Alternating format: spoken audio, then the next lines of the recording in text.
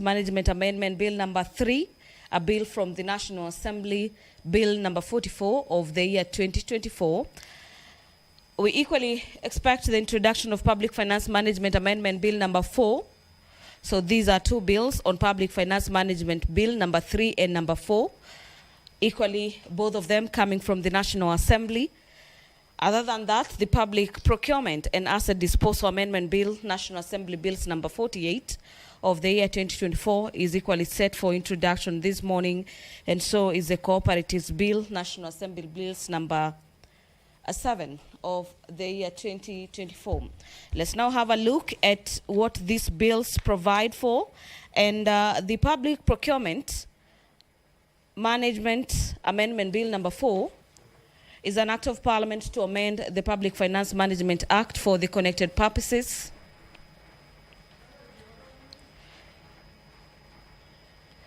This bill seeks to amend sections 1, 2, 3, and 4 of the Public Finance Management Amendment, the existing act, that is.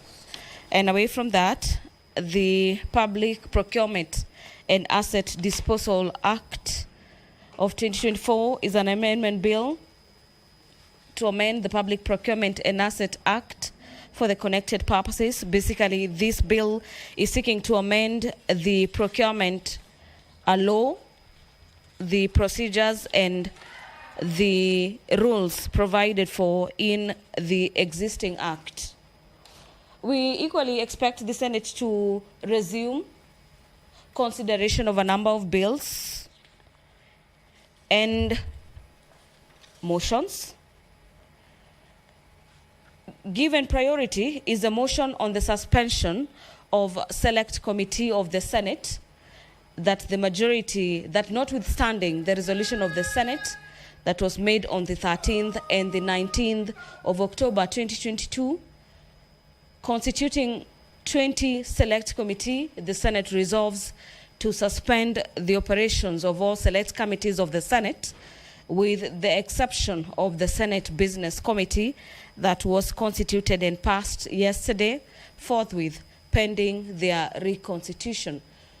Allow me to hand over for the Senate business this morning, presided over by the Deputy Speaker of the Senate. Enjoy your viewing. Tuombe.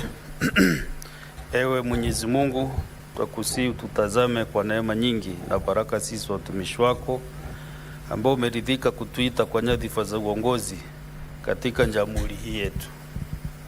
Twakuomba utujalie tuyatende na kufikiria mambo yote yatakayofikishwa mbele yetu kwa njia ya haki na uaminifu, ili kustawisha amani, ufanisi na heri ya nchi yetu na wale ambao haja zao umezikabidhi mikononi mwetu. Amina.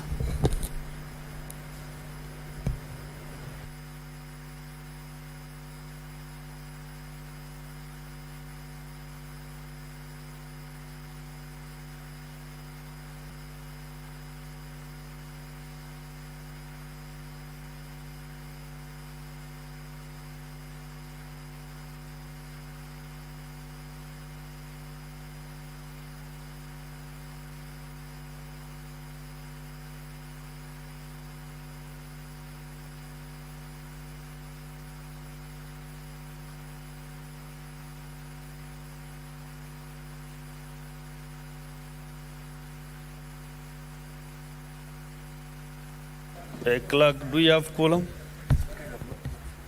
Sergeant at Arms, ring the quorum bell for 10 minutes.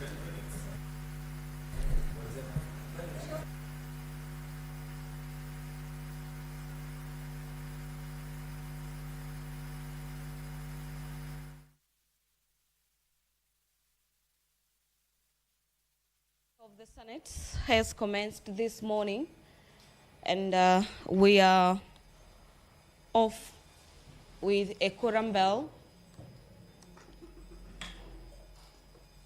The kicking off of the quorum bell with a directive of 10 minutes as given by the Deputy Speaker of the Senate, Honorable Kathure Murongi, is to allow for senators who are yet to make their way into the chamber this morning to do exactly that, to allow the House to raise the quorum required to commence business this morning, as we need at least 15 senators according to the House standing orders.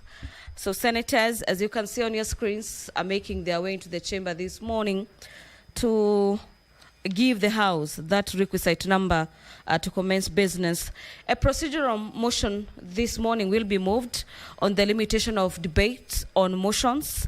These procedural motion will, by the lead of the majority party, that pursuant to standing orders number 111 subsection 1 of the Senate, the House resolves that a debate on a motion not sponsored by the lead of the majority party or the minority party or a committee shall be limited to a maximum of 3 hours, with not more than 20 minutes for the mover, 20 minutes for the majority leader, 20 minutes for the minority party responder, and 15 minutes for each senator speaking. And further, that 15 minutes before the time expires, the mover shall be called upon to reply. So this is basically a motion setting the speed for the House business that is officially commencing today, after the House resumed its normal sitting yesterday, with the business being prioritized, being the formation of the House Business Committee, which the senators passed yesterday. And so that gave the green light to the House to commence the consideration of a number of business. The other procedural motion is a limitation of debate on a motion on President's address to Parliament, where the Senate leader of the majority party is proposing that, pursuant to standing orders of the House, standing orders number 27, subsection 6, the Senate resolves that the debate on a motion on President's address to Parliament shall be limited to a maximum of 3 sitting days and not more than 15 minutes for each senator speaking, excluding the mover in moving and replying. The House will this morning consider a number of bills. Among them is the Early Childhood Education Bill, this being an amendment to the existing Early Childhood Education Bill, Senate Bills number 54 of the year 2023. This bill is being sponsored at the Senate by Senator Eddie Okech, and it is currently at the Committee of the Whole stage, this being the third reading of the bill, where senators usually vote for the amendments proposed in the bill that is before the Committee of the Whole. The Senate this morning will equally be considering the report of the Mediation Committee on the Conflict of Interest Bill. This is National Assembly Bills number 12 of the year 2023 by the Vice Chairperson, a Mediation Committee, the report of the Standing Committee on Matters Education on a petition to the Senate regarding the Discrimination by Teacher Service Commission, TSC, on the payment of hardship and enhanced house allowances to some teachers in Kilifi and Taita Taveta counties. This is a motion by the Chairperson Standing Committee on Matters Education, who until now happens to be the senator for Murang'a County. But remember, given priority this morning is a motion that is seeking to disband the existing committees, where we'll be expecting rearrangements of chairpersons and members of various committees moving forward, this being the 4th session of the Senate. And remember, the term of each committee is about 3 years after a general election, and the time is ripe for the reconstitution of the committees at Parliament. The report of the Standing Committee on Matters Agriculture and Livestock and Fisheries on a petition to the Senate regarding the catastrophic maize diseases that farmers in Bomet County have endured for the last 12 years is a report for consideration by the Senate this morning. This report is being spearheaded by the chairperson, a standing committee on matters of agriculture and livestock, as well as fisheries, on behalf of his committee members. The current chairperson for the committee for agriculture is the senator for Kirinyaga County, Senator James Murango. Equally, Senator Murango, on behalf of his committee on matters of agriculture, will also be seeking to have the Senate consider the report of the standing committee on the Committee on Agriculture and Livestock on a petition to the Senate regarding the graft investigation by the Ethics and Anti-Corruption Commission, EACC, on the West Kano irrigation scheme. The Committee on Matters Trade, currently chaired by the Senator for Kajiado County, Senator Seki Ole Kanar, has a motion this morning on matters, a petition to the Senate on alleged fraudulent dealings at Diageo PLC and East African Breweries Limited, Kenya Breweries and UDV Kenya Limited. This petition is expected to be considered by the Senate in a report after the committee investigated the cases of fraudulent dealings.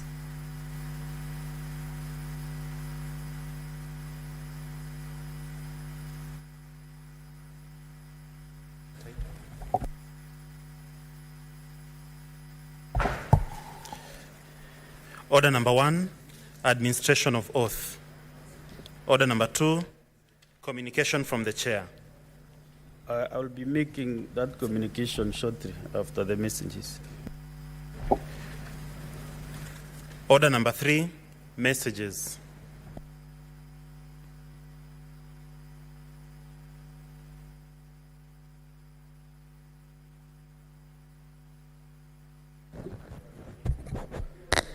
Honorable Senators, you bear with me. I have several messages to go through, and you must be a bit patient with them.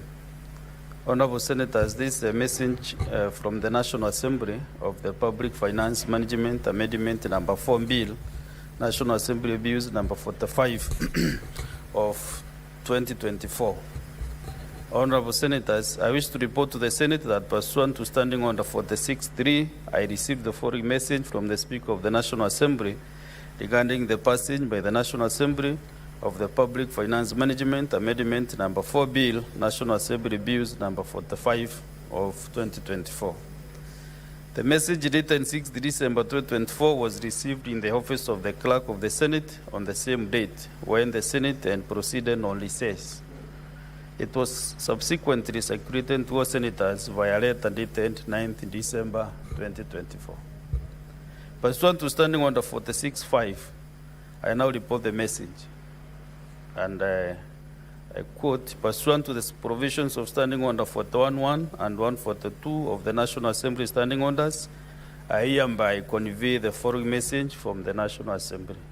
Whereas the Public Finance Management Amendment number 4 Bill, National Assembly Bills of 45, number 45 of 2024 was published by the Kenya Gazette Supplement number 190 on 1st November 2024 to amend the Public Finance Management Act, Cap 412A, to provide clarity on the effective date for the statutory debt reductions and to prescribe a framework for the implementation of actuarial accounting in government and risk management by government.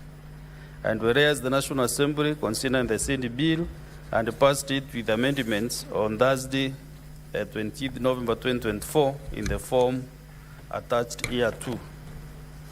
Now therefore, in accordance with the provisions of Article 110(4) of the Constitution and Standing Orders 41 and 142 of the National Assembly Standing Orders, I hereby refer the bill to the Senate for consideration. Honorable Senators, pursuant to Standing Order 163, which provides that a bill that originates in the National Assembly be proceeded with by the Senate in the same manner as a bill introduced in the Senate by the way of first reading, in accordance with Standing Order 144, the Public Finance Management Amendment Number 4 Bill, National Assembly Bills Number 45 for 2024, will be laid a first time as listed in the order paper for this morning sitting. I thank you. Another one is still a message from the National Assembly, which is passed by the National Assembly of the Public Finance Management Amendment Number 3 Bill, National Assembly Bills Number 44 of 2024. Honorable Senators, I wish to report to the Senate that pursuant to Standing Order 46.3, I received the following message from the Speaker of the National Assembly regarding the passage by the National Assembly of the Public Finance Management Amendment Number 3 Bill, National Assembly Bills Number 44 of 2024. The message dated 5th December 2024 was received in the office of the Clerk of the Senate on the same date, when the Senate and proceeded on recess. It was subsequently circulated to all senators via letter dated 6th December 2024. Pursuant to Standing Order 46.5, I now report the message. And I quote, pursuant to provisions of Standing Order 41.1 and 142 of the National Assembly Standing Orders, I hereby convey the following message from the National Assembly. Whereas the Public Finance Management Amendment Number 3 Bill, National Assembly Bills Number 44 of 2024 was published via the Kenya Gazette Supplement Number 189 of 1st December 2024 to amend the Public Finance Management Act to provide for financial management in the transfer of functions between the two levels of government pursuant to Article 187 of the Constitution. And whereas the National Assembly considered the said bill and passed it with amendments on Tuesday, 28 November 2024 in the form attached hereto. Now, therefore, in accordance with the provisions of Article 110(4) of the Constitution and Standing Orders 41 and 142 of the National Assembly Standing Orders, I hereby refer the bill to the Senate for consideration. Honorable Senators, pursuant to Standing Order 163, which provides that a bill that originates in the National Assembly be proceeded with by the Senate in the same manner as a bill introduced in the Senate by your first reading, in accordance with Standing Order 144, the Public Finance Management Amendment Number 3 Bill, National Assembly Bills Number 44 of 2024 will be read a first time as listed in the order paper for this morning sitting.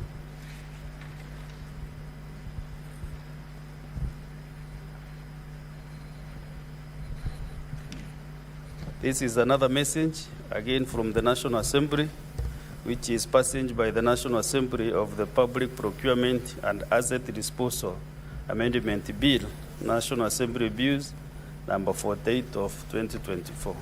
Honorable Senators, I wish to report to the Senate that pursuant to Standing Order 46.3, I received the following message from the Speaker of the National Assembly regarding the passage by the National Assembly of the Public Procurement and Asset Disposal Amendment Bill, National Assembly Bills Number 48 of 2024. The message written 6th December 2024 was received in the office of the Clerk of the Senate on the same date when the Senate and proceeded to recess. It was subsequently circulated to all senators via letter dated 9th December 2024. Pursuant to Standing Order 46.5, I now report the message.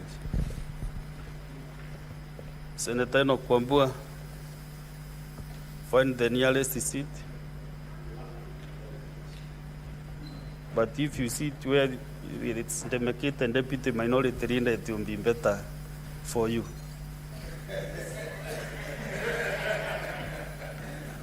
So, pursuant to Standing Order 46.5, I report the message. Pursuant to the provisions of Standing Order 41.1 and 142 of the National Assembly Standing Orders, I hereby convey the message from the National Assembly. Whereas the Public Procurement and Asset Disposal Amendment Bill, National Assembly Bills Number 48 of 2024, was published by the Kenya Gazette Supplement Number 194 of 1st November 2024 as a bill seeking to amend the Public Procurement and Asset Disposal Act, Cap 412C, to inter alia prescribe the duration of procurement that shall be exclusively set aside for local farms, and also require all procuring entities to set out specific goods, works, and services to be undertaken by a local farm in joint venture procurement. And whereas on Thursday, 20th November 2024, the National Assembly considered and passed the said bill with amendments and in the form attached hereto.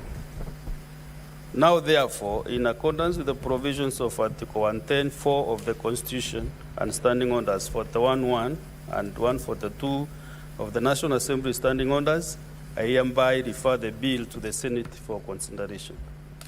So, Honorable Senators, pursuant to Standing Order 163, which provides that a bill that originates in the National Assembly be proceeded with the Senate by the Senate in the same manner as a bill introduced in the Senate by your first reading, in accordance with Standing Order 144, the Public Procurement and Asset Disposal Amendment Bill, National Assembly Bills number 48 of 2024, will be read the first time as listed in the order paper for this morning sitting.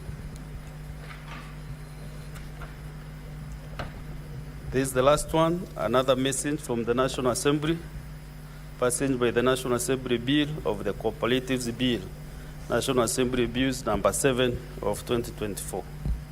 Honorable Senators, I wish to report to the Senate that pursuant to Standing Order 46.3, I received the following message from the Speaker of the National Assembly regarding the passage by the National Assembly of the Cooperatives Bill, National Assembly Bills number 7 of 2024. The message dated 16th January 2025 was received in the office of the Clerk of the Senate on the same date when the Senate was on recess. It was subsequently circulated to all senators via letter dated 17th January 2025. Pursuant to Standing Order 46.5, I now report the message. Pursuant to the provisions of Standing Order 41.1 and 142 of the National Assembly Standing Orders, I hereby convey the following message from the National Assembly. Whereas the Cooperatives Bill, National Assembly Bill number 7 of 2024 was published by Kenya Gazette Supplement number 32 of 9th February 2024 to provide for the establishment of the Office of the Commissioner for Cooperative Development at the national level of government and the Office of the County Director for Cooperatives in each county government, and to provide for the promotion, registration, and regulation of cooperatives, to provide for intergovernmental cooperative relations and for connected purposes. And whereas the National Assembly considered the said bill and passed it on that December 2024 with amendments in the form attached hereto. Now, therefore, in accordance with the provisions of Article 110(4) of the Constitution and Standing Orders 41 and 142 of the National Assembly Standing Orders, I hereby refer the bill to the Senate for consideration. Honorable Senators, pursuant to Standing Order 163, which provides that a bill that originates in the National Assembly be proceeded with by the Senate in the same manner as a bill introduced in the Senate for your first reading, in accordance with Standing Order 144, the Cooperatives Bill, National Assembly Bills number 7 of 2024, will be read the first time as listed in the order paper for this morning sitting. I thank you.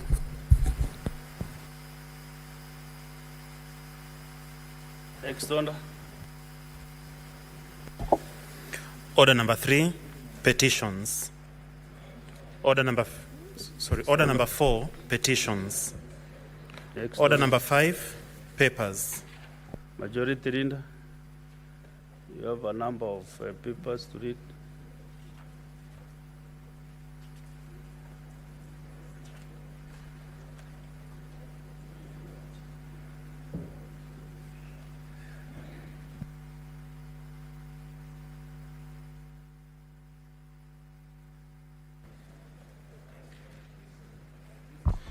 Mr. Speaker, sir, I beg to lay the following papers on the table of the Senate today, the 12th February 2025. sessional paper number 1 of 2025 on the foreign policy of the Republic of Kenya. 2, the Civil Aviation Aircraft Accident and Incident Investigation Regulations Notice number 5 of 2024.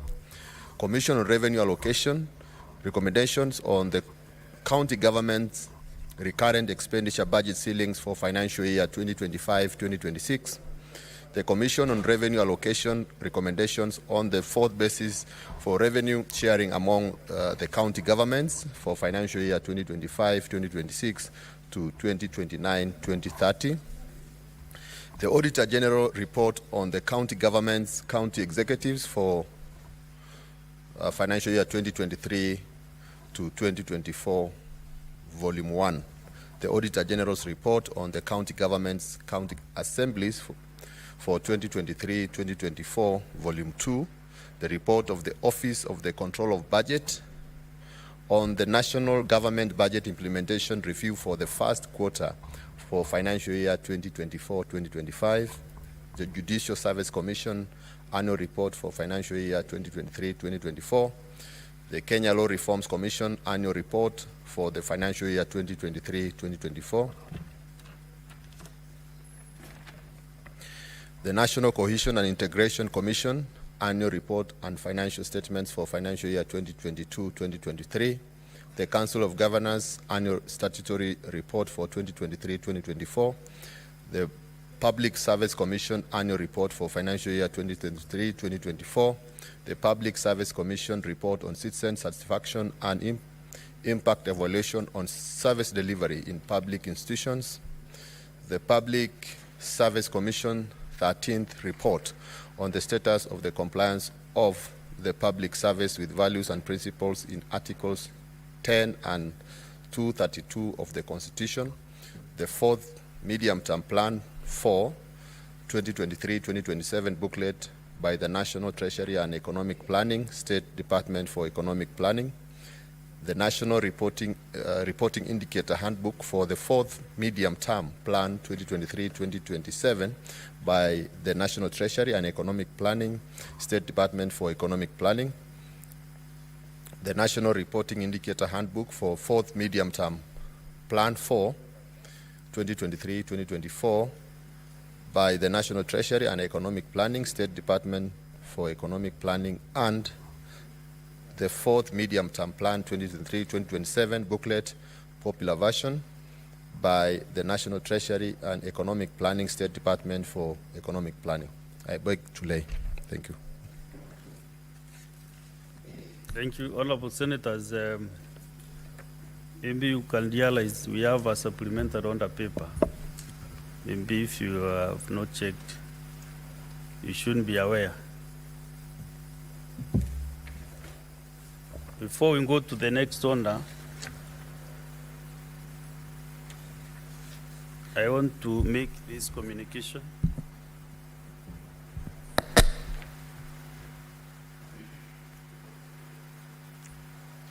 This communication is on the implementation of the resolution of the Senate on the report of the Committee of Powers and Privileges on the conduct of Senator Roba, MP. Honorable Senators, by the way of background, you will recall that on 2nd August 2023, the Committee of Powers and Privileges commenced an inquiry on its own motion into the conduct of Senator Roba, MP. The committee sought to make a determination on whether the conduct of the senator in relation to the publication of allegations by the senator on the Senate Business WhatsApp group constituted a breach of privilege, and if the conduct was found to be a breach of privilege, appropriate recommendations be made in accordance with the Parliamentary Powers and Privileges Act and the Senate Standing Orders.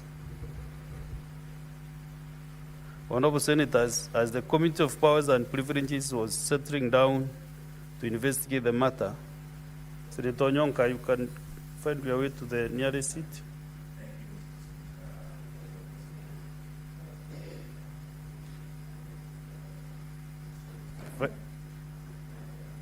Have your seat, Senator. the nearest one for this matter. This is a long communication, but maybe you should again be patient with it. So, Honorable Senators, as the Committee of Powers and Privileges was settling down to investigate the matter, Senator Roba on 4th August 2023 found a petition in the High Court in Nairobi, being Nairobi High Court petition number E283 of 2023, against the Attorney General, the Clerk of the Senate, the Speaker of the Senate Committee of Powers and Privileges, and the Senate of the Republic of Kenya. In the petition, the Senator sought conservatory orders barring the Senate Committee of Powers and Privileges from proceeding with the inquiry into her conduct. The court, while certifying the matter as urgent, declined to grant the conservatory orders sought and instead ordered that the application be served and be mentioned on 21st September 2023 to confirm compliance and for further directions.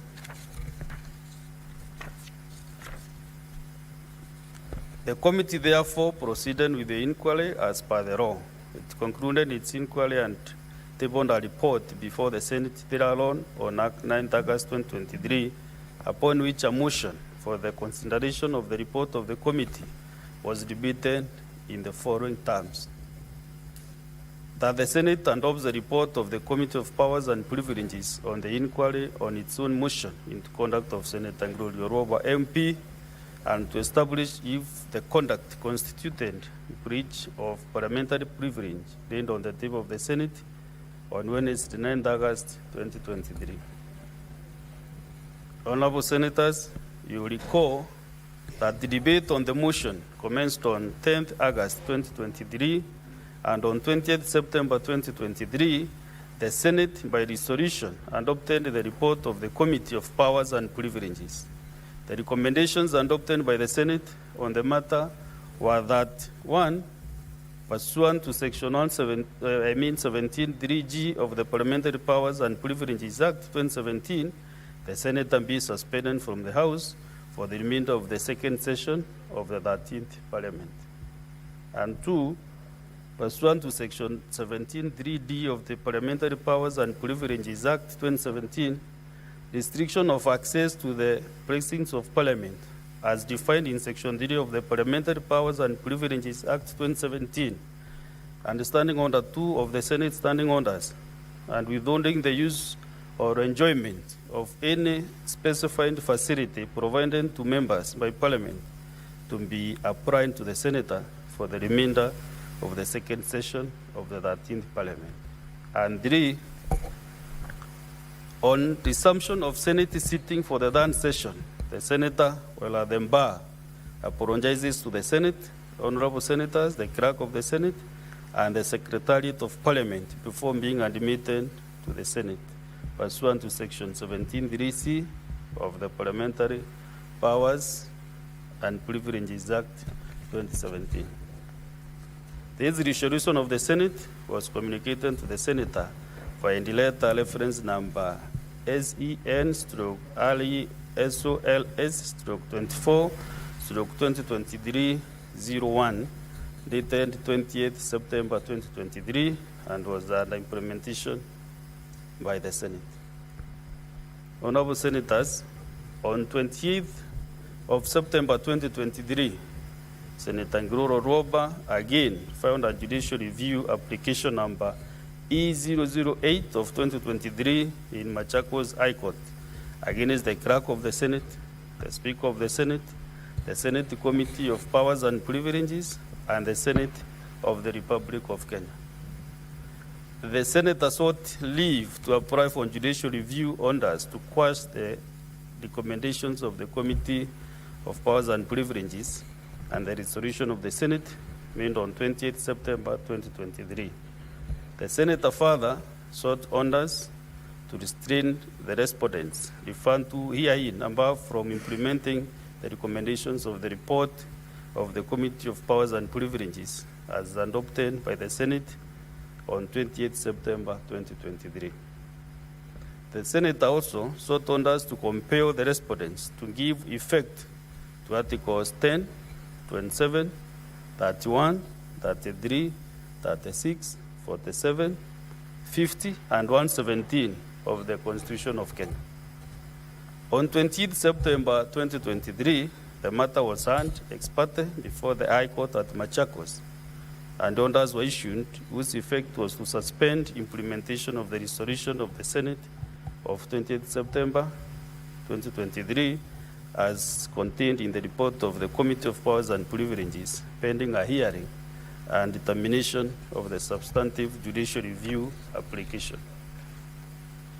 By a communication from the Chair to the Senate dated 5th October 2023, in the presence of Senator Roba MP, following the resolution of the Senate to adopt the report of the Committee of Powers and Privileges on the conduct of the Senator, and having considered this matter after taking into account previous rulings of Speakers of Parliament and the court decisions, it was the Speaker's ruling that whereas the Senate was dissatisfied with the conservatory order obtained by Senator Roba, the Senate shall comply with the said order while reserving its right to rigorously defend its position in court, and that the Senate did not breach the Constitution or any other law in arriving at its decision to suspend the Honorable Senator.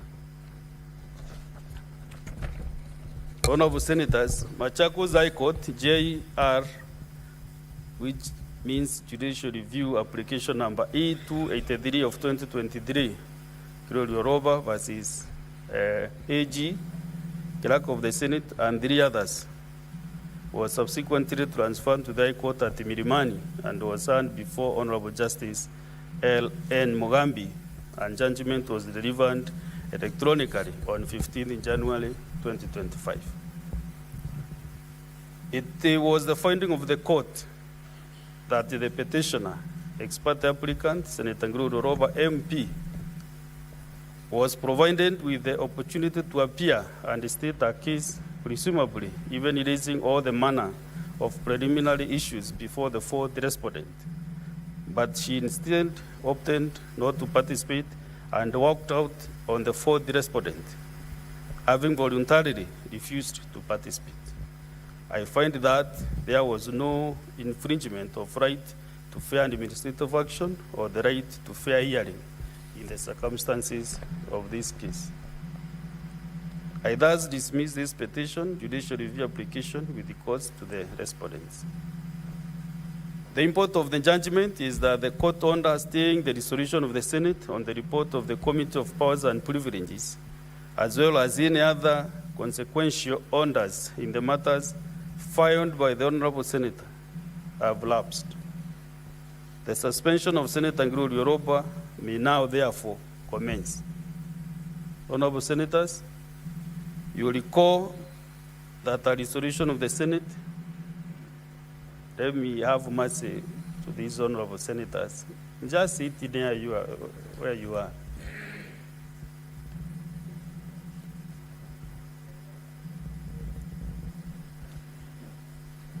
Senator of Busia County, I did not say you extend greetings, but to find your seat. Honorable Senators, you recall that by resolution of the Senate dated 20th September 2023, Senator Roba was suspended from the House for the remainder of the second session of the 13th Parliament, which session ended on 7th December 2023 as per standing order that 1-1 of the Senate standing orders, which period amounted to 79 calendar days. However, Senator Roba MP obtained leave from the court staying the resolution of this House.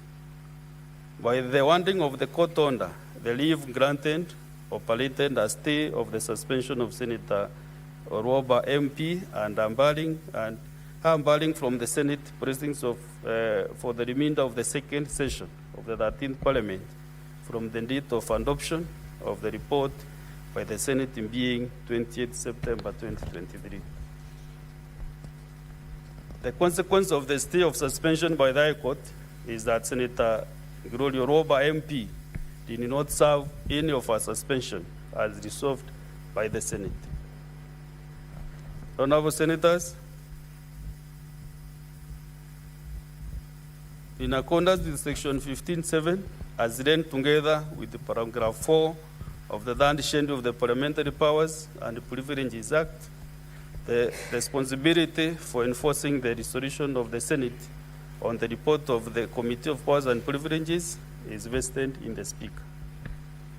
Having considered this matter and taking note of the judgment delivered by the court on 15th August 2025 and the orders therein, Senator Roba shall now forthwith commence a suspension following the resolution of the Senate of 20th September 2023 to adopt the report of the Committee of Powers and Privileges on our conduct. The 79 calendar days that were to be appointed in the year 2023 will therefore run from today, Wednesday, 12th February 2025, to Thursday, 1st May 2025. The office of the Clerk of the Senate is directed to enforce the resolution of the Senate made on the 20th of September 2023 in the terms referred to above. I thank you.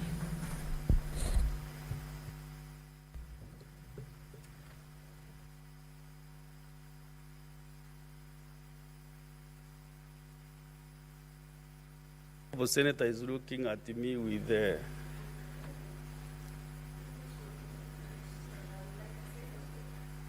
so yeah, because you are looking at me and I have no recourse to what I have communicated, but on humanitarian grounds, let me give you a minute or two to say something as you commence your suspension.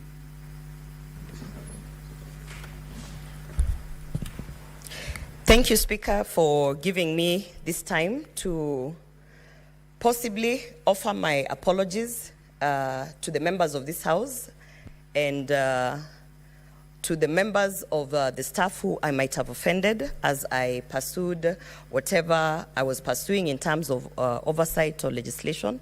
Mr. Speaker, if there is anyone, and I know that there are people who have actually come up to me and told me that I offended them, take this as my sincere apology, and truly from the bottom of my heart. And as you can see, I have learned how to present and represent people better, and it is a learning curve, Mr. Speaker.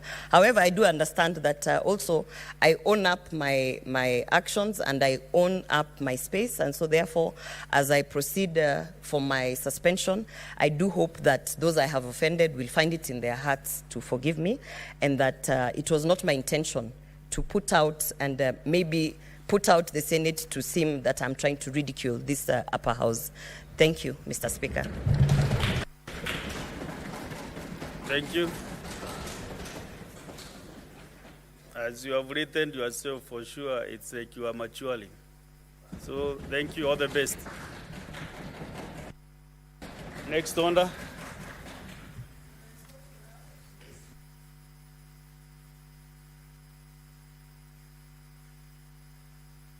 Next order, clerk. Order number 6, notices of motion. Majority Leader, there is a notice of motion you are supposed to give.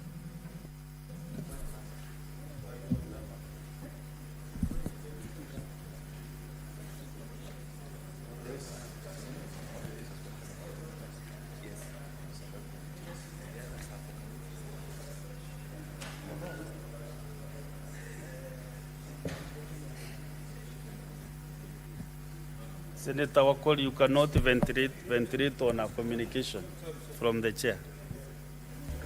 The Speaker, Yes, allow me to Majority drop Leader. this notice. We consulted further this morning on what needs to happen, and we'll be bringing a more substantive motion in the afternoon. Okay. So allow me to drop this. Fine, well guided. Next order. Yeah.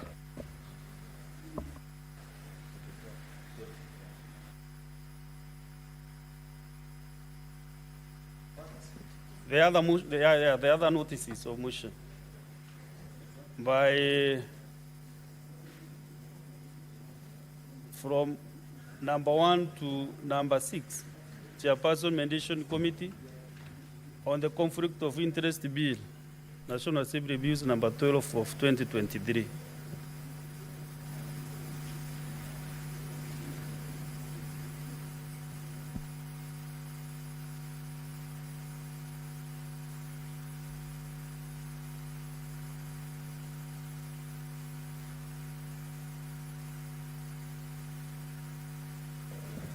The other one is on the Chairperson Standing Committee on Education, Standing Committee on Agriculture, two notices, and also Committee on Trade, Industrialization and Tourism, and two notices. So whether the chairs or members of those committees should be well advised. Thank you, Honorable Speaker. I would like to give notice of the following motion on the report of the Mediation Committee on the Conflict of Interest Bill, National Assembly Bills number 12 of 2023, that the Senate adopts the report of the Mediation Committee on the Conflict of Interest Bill, National Assembly Bills number 12 of 2023, laid on the table of the Senate on Thursday, 5th of December 2024, and further that pursuant to Articles 113 sub-article 2 of the Constitution and Standing Order 167.3 of the Senate approves the mediated version of the bill. I move. Thank you. Thank you. Next. Education. Chairperson, Standing Committee on Education. Senator Sigei approves the chair. Member of Education. Senator Sigei. Just do it. You can read.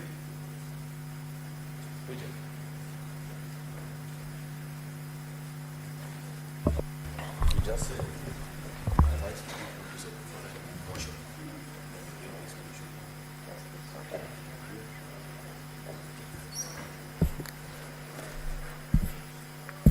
Thank you, Mr. Speaker. I'm a member of Education Committee, and I rise to give notice for this motion.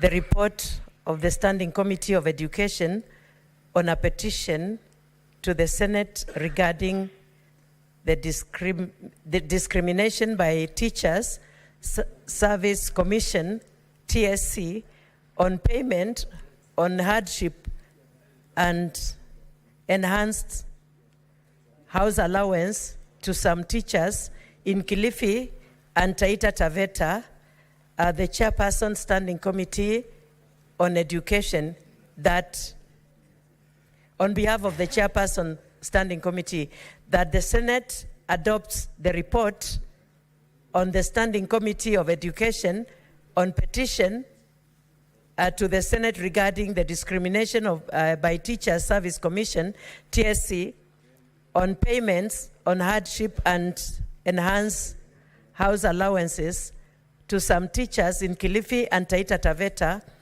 counties, laid on the table of the Senate on Tuesday, 8th October, laid on the table of the Senate today, February 2025. October, okay. Laid on the table of the Senate on Tuesday, 8th October 2024. Thank you, Mr. Speaker. Chair, Standing Committee, Senator Mundigi. Senator Mundigi. Honorable Senators, give way for Senator Mundigi to.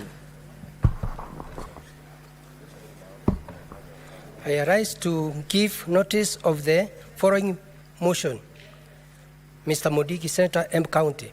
Report of the Standing Committee on Agriculture, Livestock and Fisheries on a petition to the Senate regarding the catastrophic means diseases that farmers in Bomet County have endured for the last 12 years. Second, I rise to give notice of the following motion. Report of the Standing Committee on Agriculture, Livestock and Fisheries on a petition on the Senate regarding graft investigation by the Ethics and Anti-Corruption Commission, EACC, on the West Canal irrigation scheme. Thank you, Mr. Speaker. Chairperson, Trade Committee, or any member of that committee? Senator Mondet, proceed to give notice.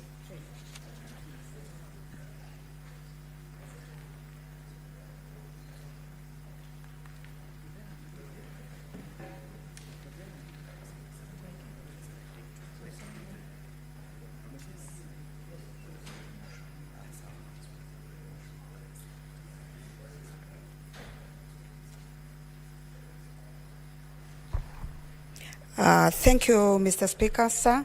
I beg to give notice for the following motion on behalf of the Senate Committee on Trade, that the Senate adopts the report of the Standing Committee of Trade, Industrialization and Tourism on a petition to the Senate regarding alleged fraudulent dealings at the Diageo PLC, East Africa Breweries Limited, Kenya Breweries and UDV Kenya Limited, laid on the table of the Senate on Thursday, 5th December 2024.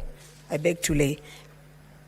Second notice, I give notice that the Senate adopts the report of the Standing Committee on the Trade, Industrialization and Tourism on a petition to the Senate on the need for the introduction of a hospitality professionals bill, laid on the table of the Senate on Thursday, 5th December 2024. I beg to lay. Thank you, Senator Montet. Next order.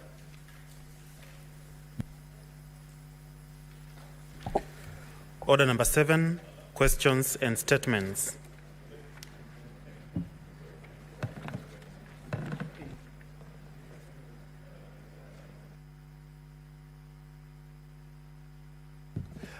We do not have any questions or statements, and therefore we shall proceed to the next order.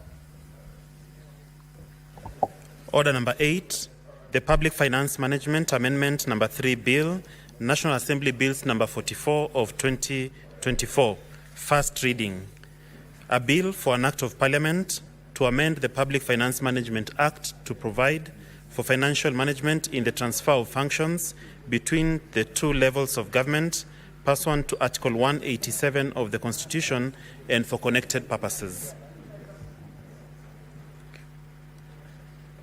Order number 9, the Public Finance Management Amendment number 4 Bill, National Assembly Bills number 45 of 2024, first reading.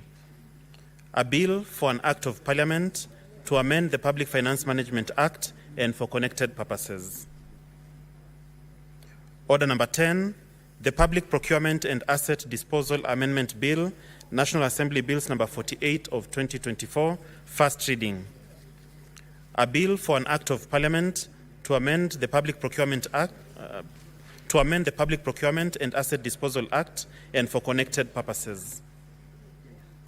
Order number 11, the Cooperatives Bill, National Assembly Bills number 7 of 2024, first reading. A bill for an act of Parliament to establish the Office of the Commissioner for Cooperative Development at the national level of government and the Office of the County Director for Cooperatives in each county government to provide for promotion, registration, and regulation of cooperatives, to provide for intergovernmental cooperative relations and for connected purposes. The Majority Leader has since deferred the motion under order number 12, so we will move to the next procedural motion. Call out the next order to allow the Majority Leader to move. Order number 13, procedural motion, limitation of debate on motions. Leader of Majority.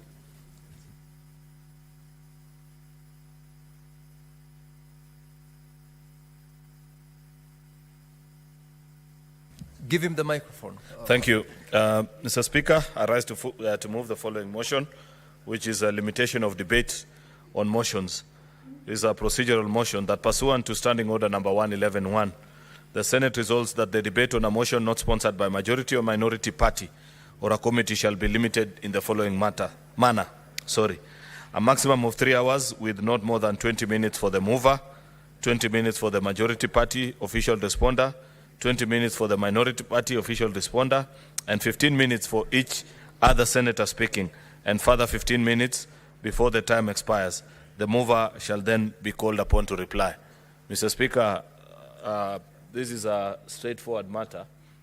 It's just to give life to Standing Order number 111.1 on the maximum time that the Senate can take while debating a motion that has been sponsored by either the majority or the minority party. I'm trying to see if there's anybody concentrating on the minority side to second. I'm not sure whether they are, but just to try, Mr. Speaker, if Senator Ledama can multitask, I know men can hardly ever do that, Mr. Speaker, but let me give Senator Ledama to second. I move. I beg to move, Mr. Speaker. Senator Olekina. Thank you, Mr. Speaker. Mr. Speaker, it is indeed important to limit debate, and the motion being proposed by the majority leader, or is it the minority leader today, is a very important motion for us to consider. So I beg to second.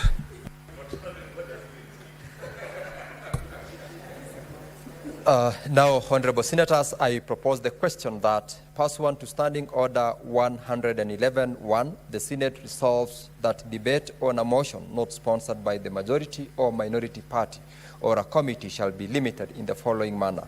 A maximum of 3 hours with not more than 20 minutes for the mover, 20 minutes for the majority party official responder, 20 minutes for the minority party official responder, and 15 minutes for each other senator speaking. And further, that 15 minutes before the time expires, the mover shall be called upon to reply. Honorable Senators, I see there are members who have made requests to contribute. Senator Wakoli and Senator Manzo, I believe. All right, then I will then proceed to put the question. Honorable Senators, I now put the question that, pursuant to Standing Order 111.1, the Senate resolves that debate on a motion not sponsored by the majority or minority party or a committee shall be limited in the following manner. A maximum of 3 hours with not more than 20 minutes for the mover, 20 minutes for the majority party official responder, 20 minutes for the minority party official responder, and 15 minutes for each other senator speaking. And further, that 15 minutes before the time expires, the mover shall be called upon to reply. Now, Honorable Senators, will as many as of that opinion say aye? Aye. Will as many as of a contrary opinion say nay? The ayes have it. Let's call the next order. Order number 14, procedural motion, limitation of debate on adjournment motion. Majority Leader, proceed to move. Rise to move the following motion, which is the limitation of debate during an adjournment motion. That notwithstanding the provisions of Standing Order number 111.4, the debate on any motion for adjournment of the Senate to a day other than the next normal sitting day in accordance with the calendar of the Senate shall be limited to a maximum of 2 hours with not more than 15 minutes for each senator speaking, after which the Senate shall adjourn without question put, provided that when the period of recess proposed by any such motion does not exceed 9 calendar days, the debate shall be limited to a maximum of 30 minutes and shall be confined to the question on the adjournment. Another procedural motion, Mr. Speaker, to give life to Standing Order 111.4. I request Senator Eddie Okech to second. I thank you, Mr. Speaker. Senator Okech. Chair, this is a procedural motion, therefore I second.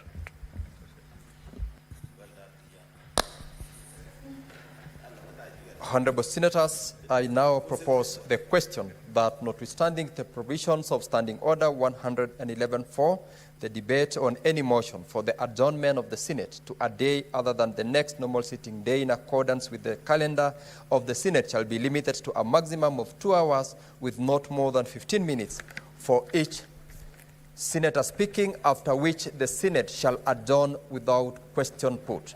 provided that when the period of recess proposed by any such motion does not exceed 9 calendar days, the debate shall be limited to a maximum of 30 minutes and shall be confined to the question of adjournment.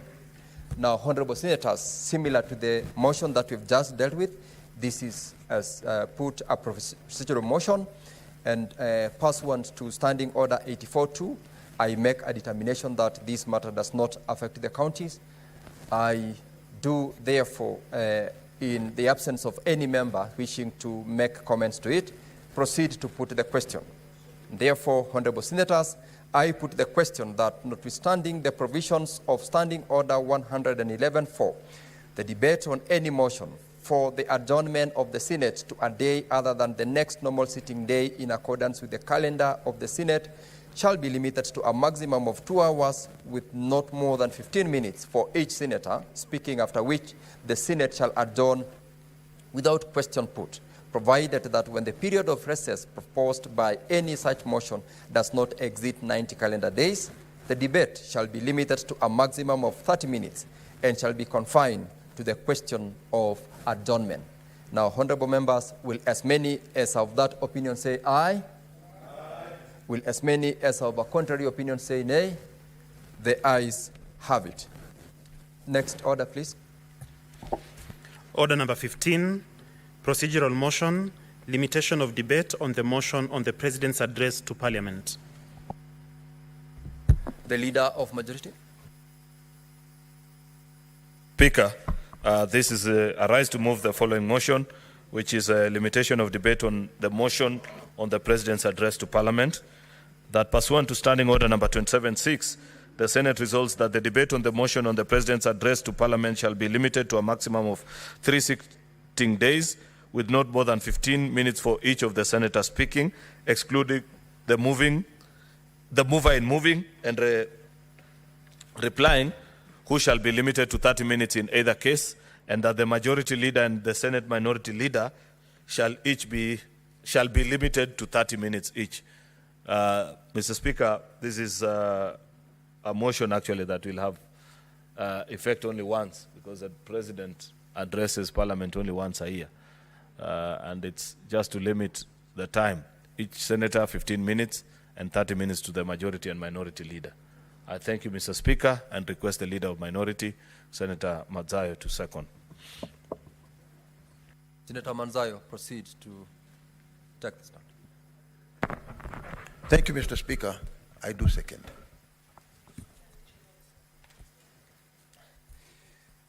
Now, honorable senators, I now propose the question that pursuant to Standing Order 27-6, the Senate resolves that the debate on the motion on the presidential address shall be limited to a maximum of 3 sitting days, with not more than 15 minutes for each senator speaking, excluding the mover in moving and replying, who shall be limited to 30 minutes in either case, and that the Senate majority leader and the Senate minority leader shall be limited to 30 minutes each.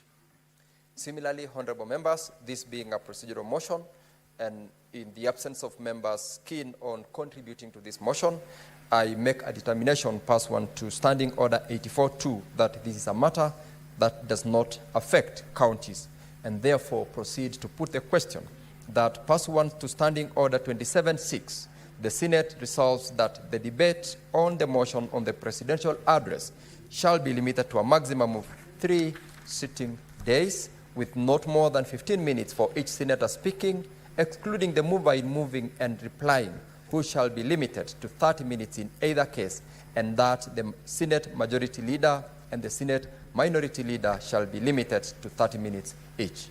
Honorable senators, will as many as of that opinion say aye?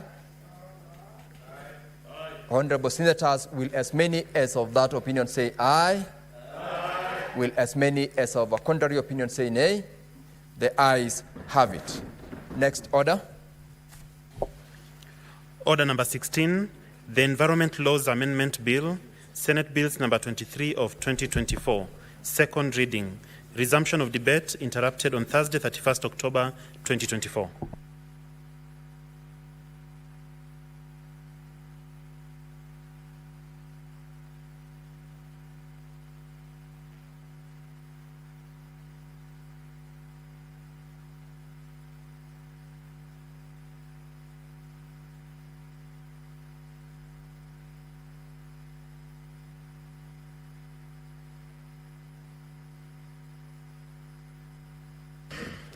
Honorable members, this bill was actually moved by Senator Abdul Haji, and it is a resumption of the debate that was interrupted on Thursday, 31st of October 2024.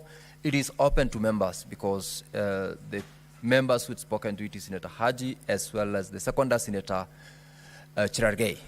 Honorable members, it's open for you to contribute to it. Give the leader of majority the microphone. Thank you. Mr. Speaker, I thank you. This is an extremely important bill because environment is quickly gaining its rightful place in the global conversation, Mr. Speaker, on how to take care of our environment. And there's no bigger conversation in the world right now, actually, that I can imagine that attracts more attention more than the management of our environment. And we continue to face many challenges, Mr. Speaker, as a country because of how we have treated this subject with either contempt or lack of serious significance, not knowing full well the effects or the changes and of a change in the environment due to poor management. This act or this bill, Mr. Speaker, wants to amend the Forest Conservation and Management Act so as to make further provisions for afforestation and reforestation in Kenya, to promote tree planting in all counties, to amend the Climate Change Act as well, so that you provide for the settling and formulation of strategies to achieve the annual carbon sequestration targets and connected purposes. Two very important topics. You will recall, Mr. Speaker, that the President has led the country in a rallying call to try and achieve this country to plant 15 billion trees by the year 2030, Mr. Speaker. And I know that previously I have seen updates actually from the Ministry of Environment, but of late I don't know how well we are doing. All I know is that occasionally I see cabinet secretaries dress in those khaki clothes and they visit various parts of the country, Mr. Speaker, and plant trees, then disappear. The unfortunate thing, Mr. Speaker, is that this has not been extended to the other arms of the government. And I hope as a leadership, and leadership here means everybody who has responsibility, we could actually buy into this clarion call so that in any area that is under jurisdiction, I'd wish, for example, to see the Chief Justice lead all staffers and members of the bench in the judiciary on such an exercise, because the environment is for all of us. It shouldn't be left to the national government alone and the cabinet minister and the PSs, Mr. Speaker, to actually try and achieve these targets. The same applies to us here in Parliament. I don't know how many people are aware. I don't know if I was to ask Senator for Makueni off the top of your head, if you're aware of what your targets are as a county, what is the percentage of afforestation in your county, what is it that you need to do, what are the targeted areas. I know that there is a climate action group. I think it's led by Senator Moses Kajwang, if I'm not wrong. And I challenged him because I met him in Sharm el-Sheikh, Egypt, during COP26. And he was properly kitted in a very nice suit, and he said, this year, Majority Leader, I want to be a climate champion. And I want to speak to you so that you appreciate. And I know that subsequently they went to Dubai, but I want him to extend his activities beyond the conferences and really challenge us. I appreciate his zeal and energy in terms of ensuring that you make all your colleagues climate woke. That is a term that young people use for people that are conscious and aware of what needs to happen in our climate environment.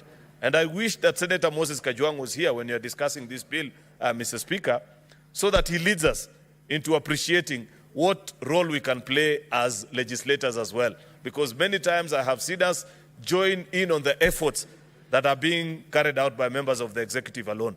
I believe that as a legislature, we need to have a more impressive record and our contribution into making our environment better. I know, for example, I have visited many parliaments, and some of the most beautiful parliaments that you visit, Mr. Speaker, are those that have even taken care of the environment better.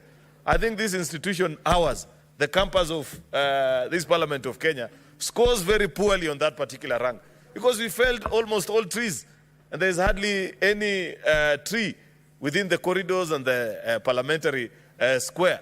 And we need to begin even from our own institution just to set an example of a dedication of the percentage of the total land that belongs to Parliament here, Mr. Speaker, that we plant trees that 20, 50 years down the line, people can recall. I believe on important days, Mr. Speaker, Senate should lead actually in.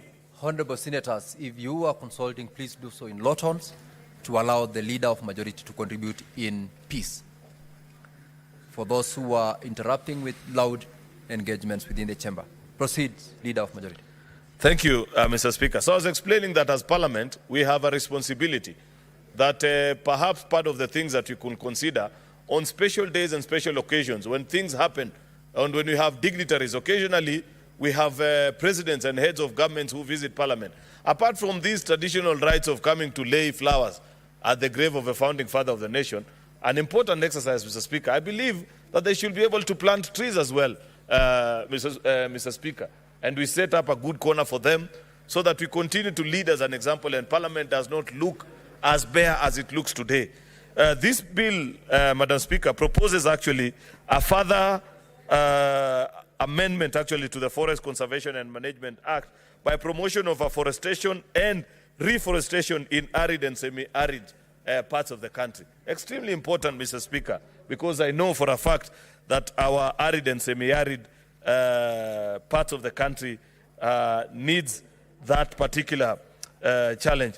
I know Forest Conservation Management Act is also being amended, meaning that you're introducing now a person who shall be authorized to replace each harvested tree in accordance with the directions of the service, Madam Speaker, so that each time we fell trees, and I'm not sure, but I think it's still on. I know that I think 3 or 4 years ago there was a ban on logging, despite the fact that logging is an extremely important industry. You need to counterbalance that, Mr. Speaker, so that for every tree that you fell, there should be a commensurate number of those that you plant, Madam Speaker. This is an extremely important bill, Mr. Speaker, that is being brought actually by one of the senators that comes from an extremely arid region. And I'm extremely happy by what Senator Abdul is doing, because despite coming from Garissa, a county whose forest cover I want to believe is hardly maybe 3 or 4%, I'm not very certain, that he's leading in the effort of trying to make those parts of the country also be properly, have good forest cover. And it is possible, because we have seen this done in other parts of the world that are even more arid than Garissa, where Senator Abdul comes.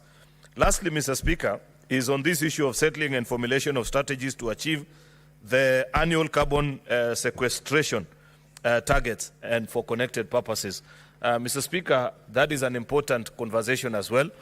I know with the coming in of President Trump in America, and he's very radical in the opposite way views on how to do climate management, the world will be affected, Mr. Speaker, because of companies that will now perhaps not feel the urge to meet their share of trying to be environmentally sustainable in their practices, Mr. Speaker.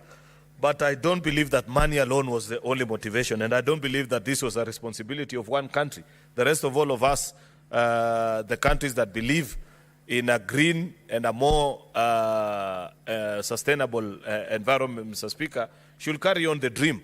Who knows, in other years to come, some of these countries that today do not see the need to lead these efforts, Mr. Speaker, will be calling upon us, you know, to assist them in one way or the other. Therefore, I want to lend my support into this very noble exercise of ensuring that actually each county achieves their targets. And Senator Abdul will lay out bare the strategies that the various county governments will do so to ensure that we achieve that particular regard. Therefore, Mr. Speaker, with those many comments, I'd wish to leave it at that.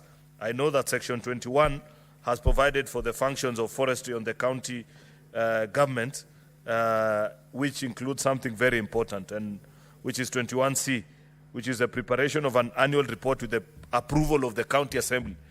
That is, our county assemblies will actually confirm, that report on the activities of the county government in relation to this act and any national policies for forest management, so that each governor can actually give an account of basing on all the activities, because all these forestation and afforestation activities, Mr. Speaker, they happen in counties.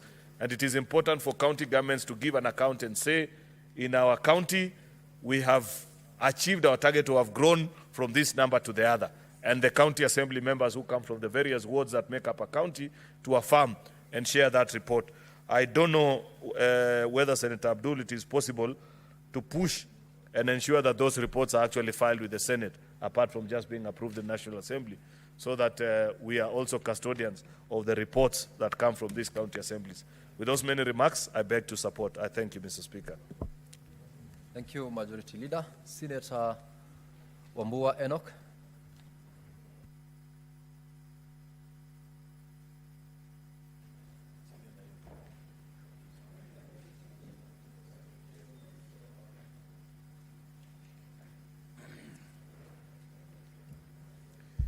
I thank you, Mr. Speaker. Mr. Speaker, I also rise to support this bill, the Environment Laws Amendment Bill 2024,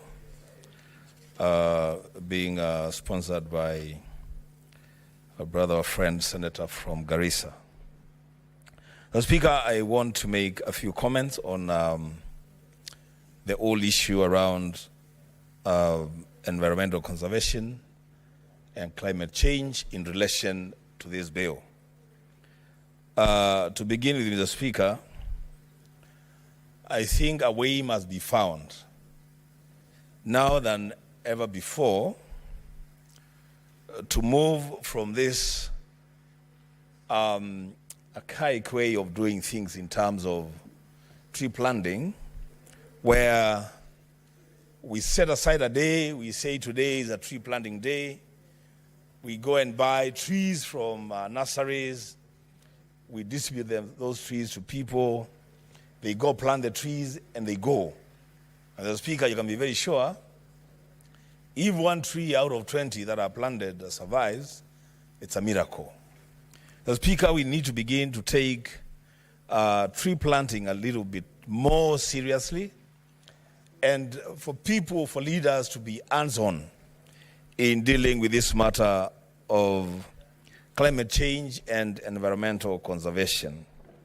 The Speaker, I want to thank Senator Aji for proposing this bill. And as the majority leader said, I wish some space will be found either expressly or implicitly, Mr. Speaker, in this bill to ensure that we as leaders take the front row in pushing forward the agenda of environmental conservation. I have this in mind, Mr. Speaker.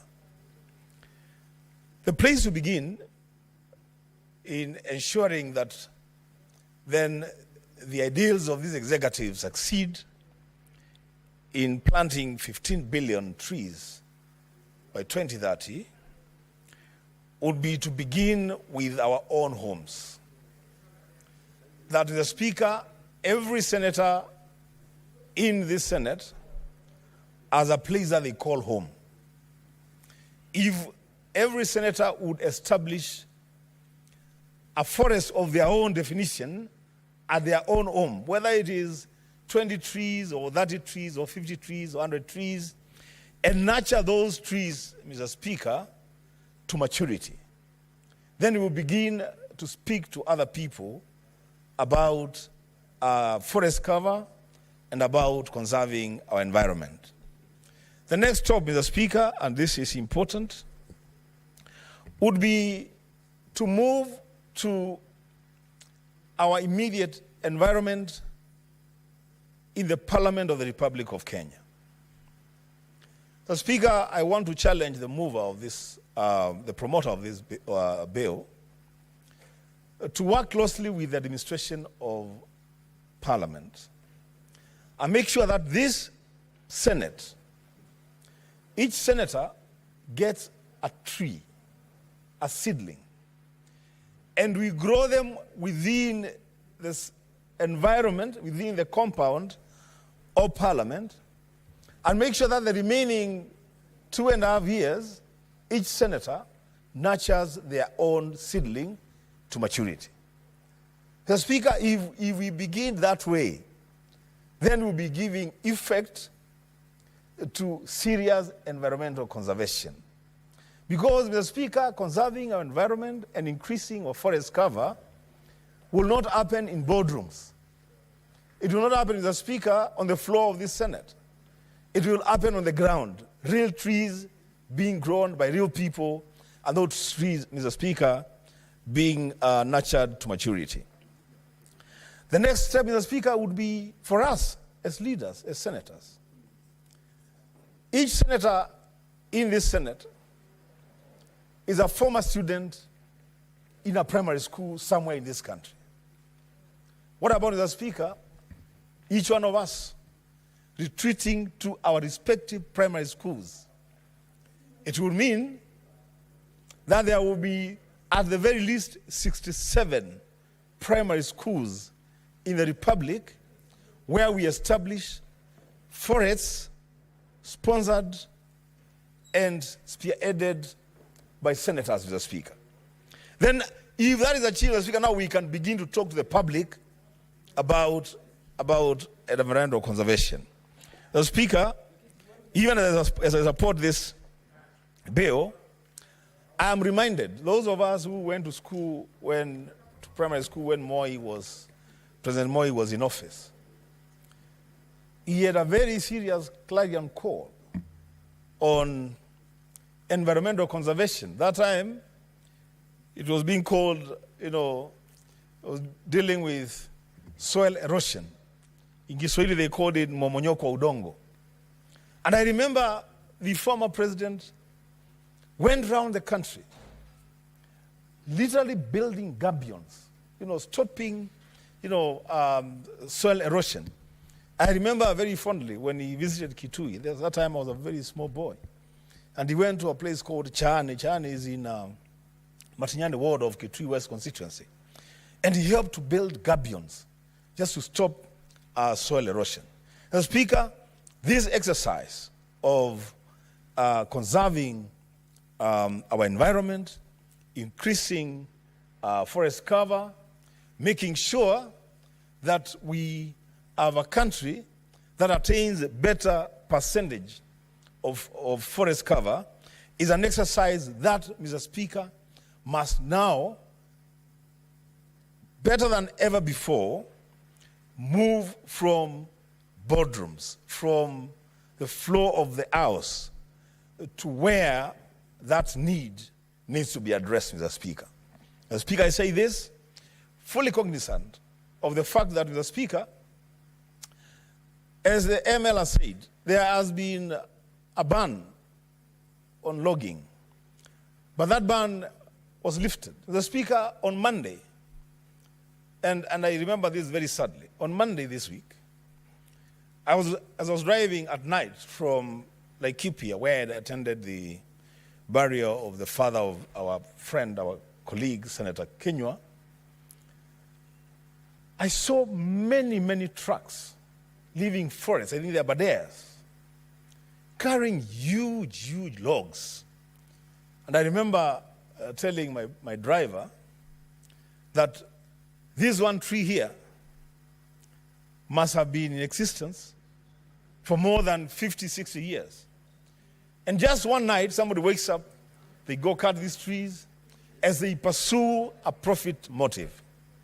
The Speaker, I want to urge the administration that, Mr. Speaker, even as we continue to deal with this issue of climate change, even as we want to support local businesses, the timber industry, to strike a healthy balance between allowing logging and ensuring that we achieve the target of 15 billion trees by 2030. The Speaker, if there is one area where I personally will support the initiative of the National Executive, it is in the area of climate change. Because, Mr. Speaker, if we don't fix our environment, if we don't fix our forests now, then, Mr. Speaker, future generations will judge us very harshly. Because the rate at which we are destroying our environment, the rate at which we are felling trees, the rate at which we are doing logging, Mr. Speaker, it's a danger, Mr. Speaker, to the future sustainability of our forests in this country. Mr. Speaker, lastly, I want to mention that this bill, though it speaks to environmental conservation and forest cover and legislations that need to be put in place and the changes that we need to put, Mr. Speaker, to ensure that this happens, Mr. Speaker, the work to be done is on our land, Mr. Speaker, and that work must be work that each one of us, every leader in this country, must take a lead role to ensure that we do our part in conserving our own environment. Mr. Speaker, with those remarks, I support. Thank you, Senator Kio Wambua. Senator Esther Okenyuri.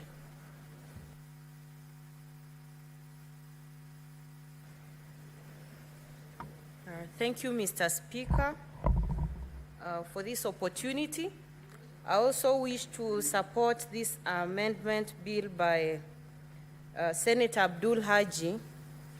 I think this is a conversation we've been having for quite some time, though worryingly this conversation is sticking at the top. I have tried doing my own analysis and trying to gather views, especially from ordinary people, that's the general public.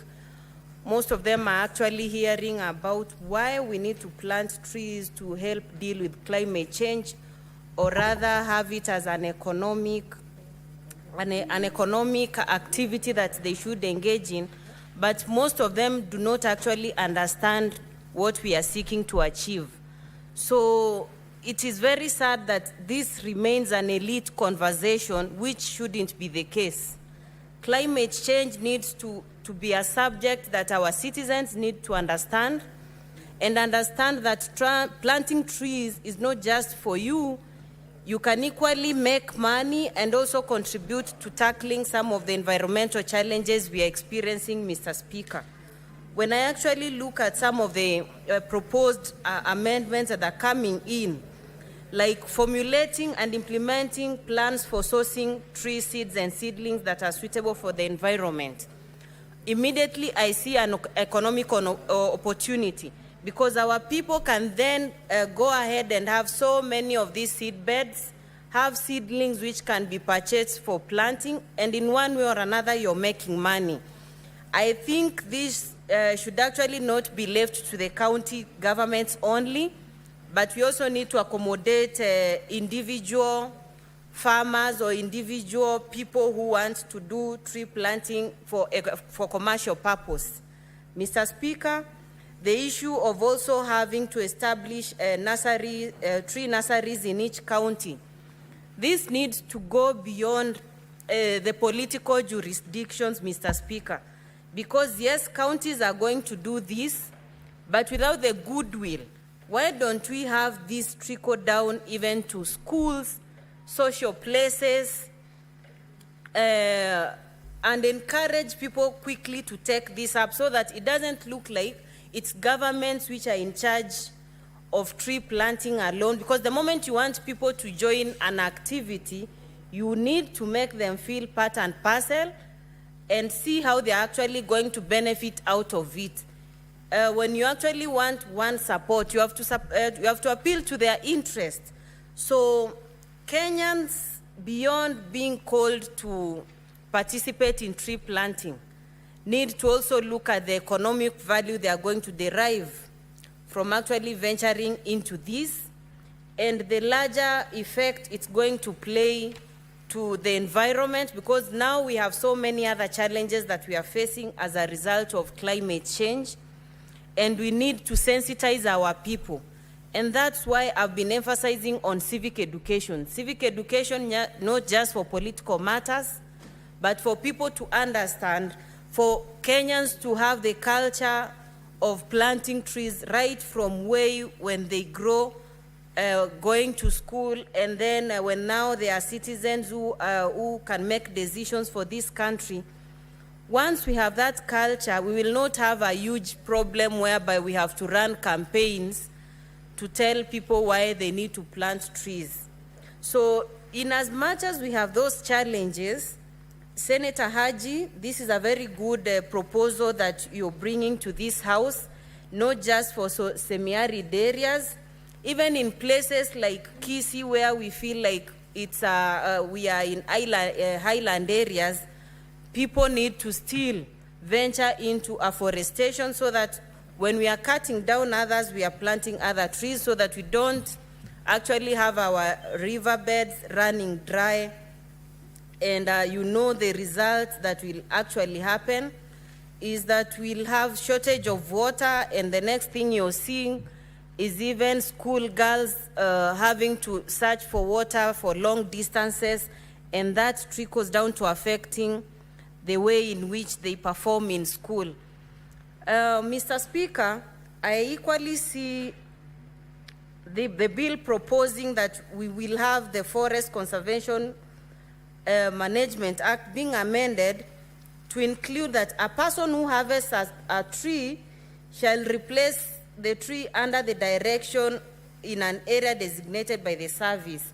How are we going to, Senator Haji, I think you also need to include, how are we going to know who is cutting which tree where, so that we are keeping track of the numbers we have and what we are losing and the replacements we are having. But generally, this is a very timely proposal, which we need to sensitize people on a daily basis wherever we are attending our functions, be it funerals, be it marketplaces, because like I said, we are losing the opportunity to make the people own tree planting. It's remaining an elite conversation, which after days of this initiative, like in Kenya being launched, ordinary people are yet to understand what we are talking about. So I support this proposal, and I want us to own it and talk about it wherever we are attending our functions, because it goes beyond we who are speaking today. Future generations will have an environment that they can actually thrive effectively and also make money out of tree planting. Thank you, Mr. Speaker. Thank you, Senator Esther Okinyuri. Senator Manso, you appear as though you want to speak, but I haven't seen any request from your end. Sorry, yes, we've got Senator Manso Daniel. Please proceed to contribute. Thank you, Mr. Speaker. Mr. Speaker, I rise to support this very important bill. And the basis is that climate change is real. And the law we've been having in place is a very old law, Mr. Speaker. And bearing in mind that we have a new constitution, there was every need to align the current law with the new constitution, and at the same time put this squarely as a devolution matter. Devolution is very important when it comes to afforestation. And one of, although this has been acted for a long time as a national affair, there is every need to devolve it to the counties and make sure that the systems of governance in the counties participate fully in this particular affair. Mr. Speaker, for a long time, trees have been cut without being replaced, and especially in the drier parts of the country, it is even more appalling, Mr. Speaker. It is important that every single county in the country has its own program on tree planting. One of the biggest challenges, Mr. Speaker, has been the seedlings. And I believe from the county assembly, there should be a program whereby the counties take responsibility to make sure appropriate seedlings in accordance with the climate of that particular county are planted. Mr. Speaker, what has been happening is that we have a tree planting day. It's not well organized. Then you plant trees, some of which even do not survive in that particular climate. And as soon as we leave with no one watering them, all of them dry up. And then we repeat this year after year, and still we don't have as many trees as we should be having. We are aware that, Mr. Speaker, there are areas where trees are done, for commercial purposes and are harvested and replaced accordingly, and those people are in a commercial venture. But we are also aware of places, Mr. Speaker, where trees have been cut carelessly and have not been replaced over the years, and desertification has continued. Mr. Speaker, anybody sampling any part of the country, wherever trees have been planted properly, and especially a tree which grows in that particular area. In Makueni, Mr. Speaker, we have a tree called mukau, which grows naturally in the dry areas. And even when you plant it, and the rains are insufficient, or it is not even watered, it still grows because also naturally grows around that area. And you find those who have done recover forest cover have an organized forest cover of a natural tree, indigenous trees, which grow naturally in that area and are very suitable for commercial purposes, because that particular tree in Makueni called mukau is very ideal for timber, and also stays leafy for a long time, and is also eaten up by animals when there is insufficient food. So a part of the branches are a delicacy to goats, and therefore you find that the county governments have a lot of trust land. The water towers in many parts of the country are under the county governments, and these are the ones which should be planted accordingly, so that all those beautiful hills which are running dry are able to be planted with the trees which grow there naturally. And unless the county government takes this as a responsibility, it may not be well coordinated by the national government on its own. And therefore, the county government identifies these areas and afforests them. Mr. Speaker, when I was at the National Assembly, I had, after the new constitution, there has been transition. And there was one of the water towers in my village which had gone misused for some time. So I took an initiative to employ one of people in the office of Member of Parliament to particularly take care of the forest issues, because under CDF you have 1% or 2% for environment conservation. And we were able to plant trees, and even by naturally keeping people away from cutting trees, the natural bushes grow and the coverage becomes very good and the ecosystem rebalances afresh. And I believe the county government now has a capacity to employ quite a number of people, because not every single member of parliament will have enough monies, or every single member of National Assembly will have enough monies to manage the conservation. In fact, that 2% is used to do gabions. And if you do as many gabions as possible in the rivers, then you also have some water to have seedling areas. And then you are able to grow, the normal trees for timber and the normal trees for environmental conservation.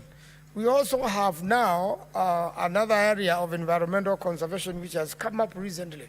In a mango growing area or citrus growing area like Makueni, we are now able to have mangoes as forests, and at the same time as a commercial activity. And we are even processing them to mango juice.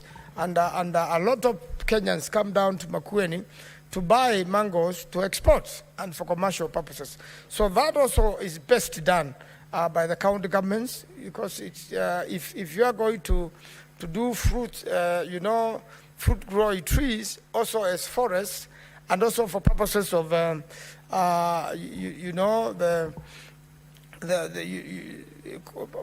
environmental conservation, and even to make sure that there's a tree cover, and to make sure that the environment is taken care of, and at the same time a commercial activity takes place.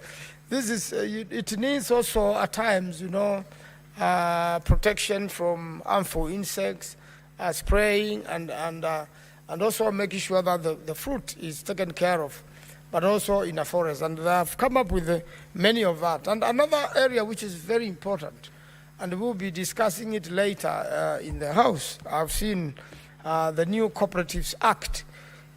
Tree growing and environmental conservation can also be done through cooperatives in the countryside. And the moment you organize in a cooperative manner, is you involve the people better, the purpose is set, and they will have targets, and the cooperatives are also devolved. They are working at the county government. So that's another area we should look at, because you see laws can work together. If you have an environmental law, you have a forest law, and at the same we have a cooperative law, whereby cooperatives can be organized to grow trees, for forest cover and for commercial purposes. Then it becomes better in terms of mobilizing the people to make sure that tree planting takes place.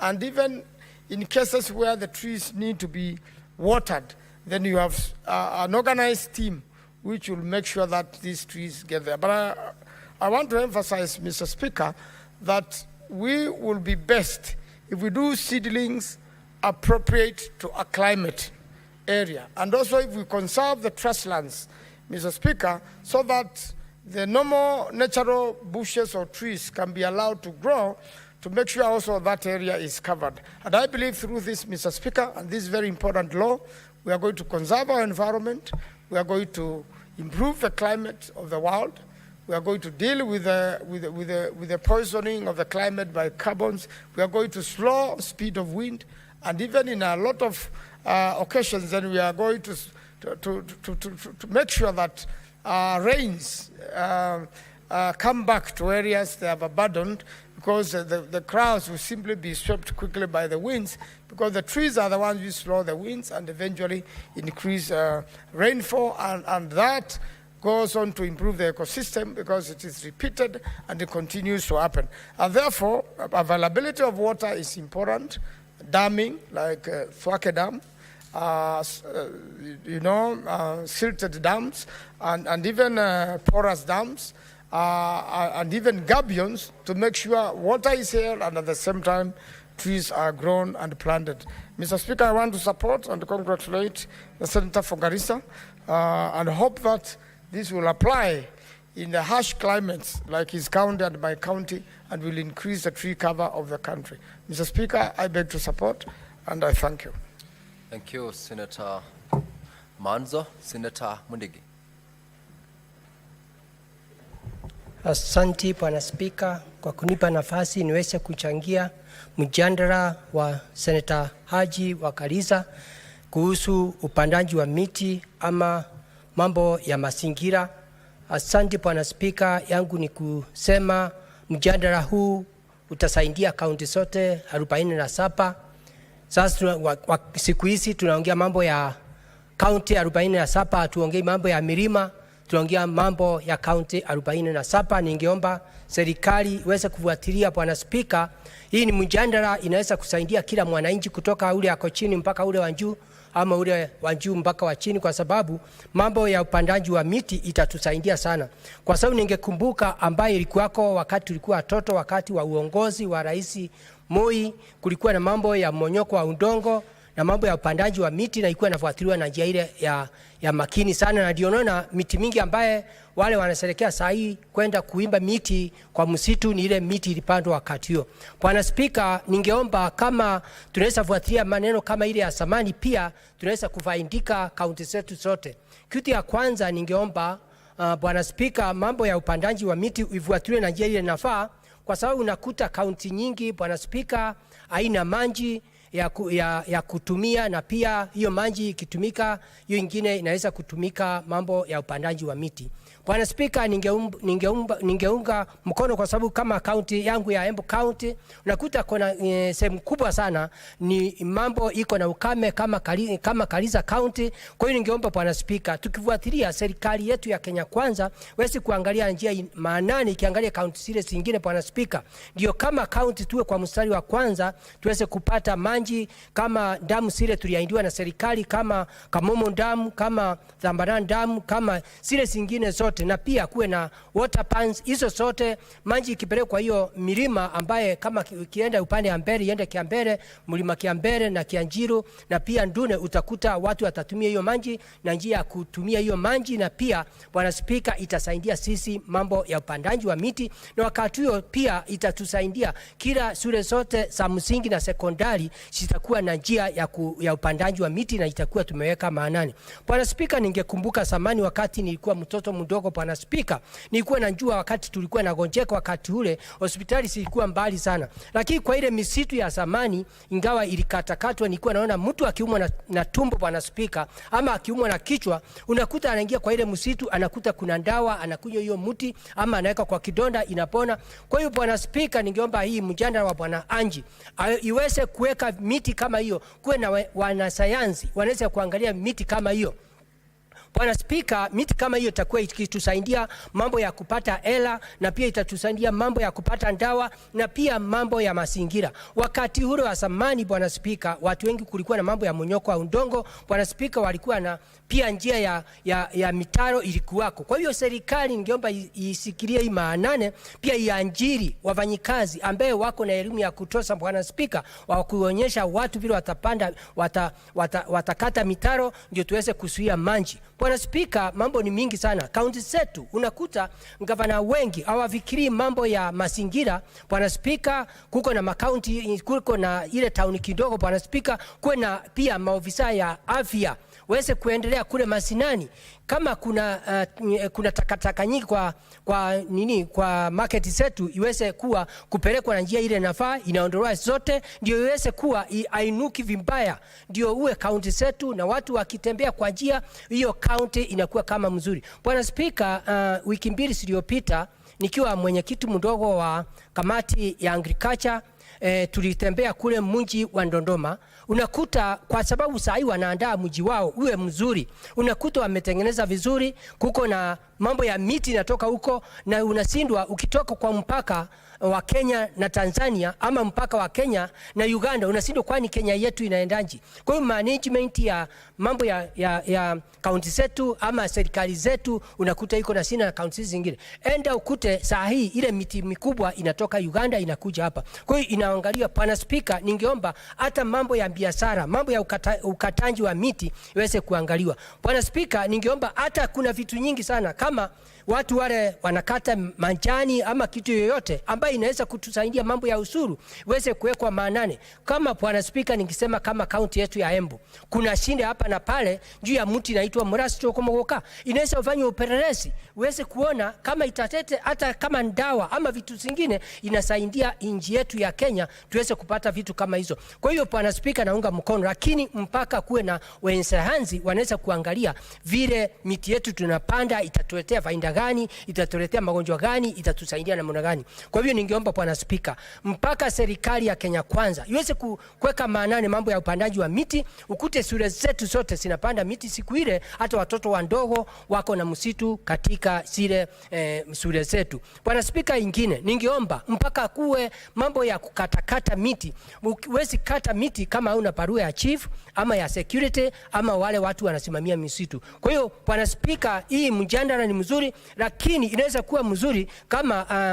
kuwa mzuri kama utaweka maanane, na pia mpaka tuweke nguvu iweze kufuatiliwa na njia ile inavaa ya haki. Kwa hiyo Bwana Spika, mimi ikiwa senator wa Embu County Alexander Mundigi, naunga hii mjadala mkono, kwa sababu itatusaidia sana mambo ya hata ya chakula mambo ya afya na mambo mingi, hata mambo ya kuokota, mambo ya usuri ya county na mambo pia ya national government. Na pia tutakuwa hata nchi za ng'ambo, itatusaidia sana kutupa hela, kwa sababu itaonekana nchi yetu ya Kenya itakuwa na mambo ya mazingira itakuwa mzuri. Kwa sababu Bwana Spika, ile kitu nasema mambo ya ndawa sana kwa ile miti inapandwa. Kwa sababu unakumbuka wiki mbili iliyopita, unakuta kama sasa kuna mambo inasungumzwa na rais wetu, mambo ya SHA, watu waendelee kujiandikisha kwa SHA ndio waweze kupata mandawa. Mambo ya njapu, wiki mbili iliyopita wakati rais wa Amerika alichaguliwa, alisema hakuna pesa ya kutusaidia tuweze kununua mandawa. Kwa hiyo kuna miti mingi ikifanywa research ile inafaa.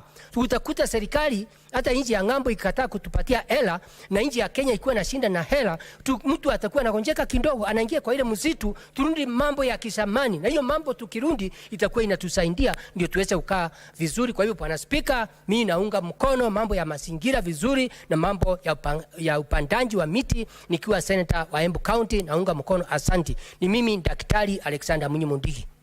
Thank you, Dr. Alexander Mundigi. Senator Fatuma Dula.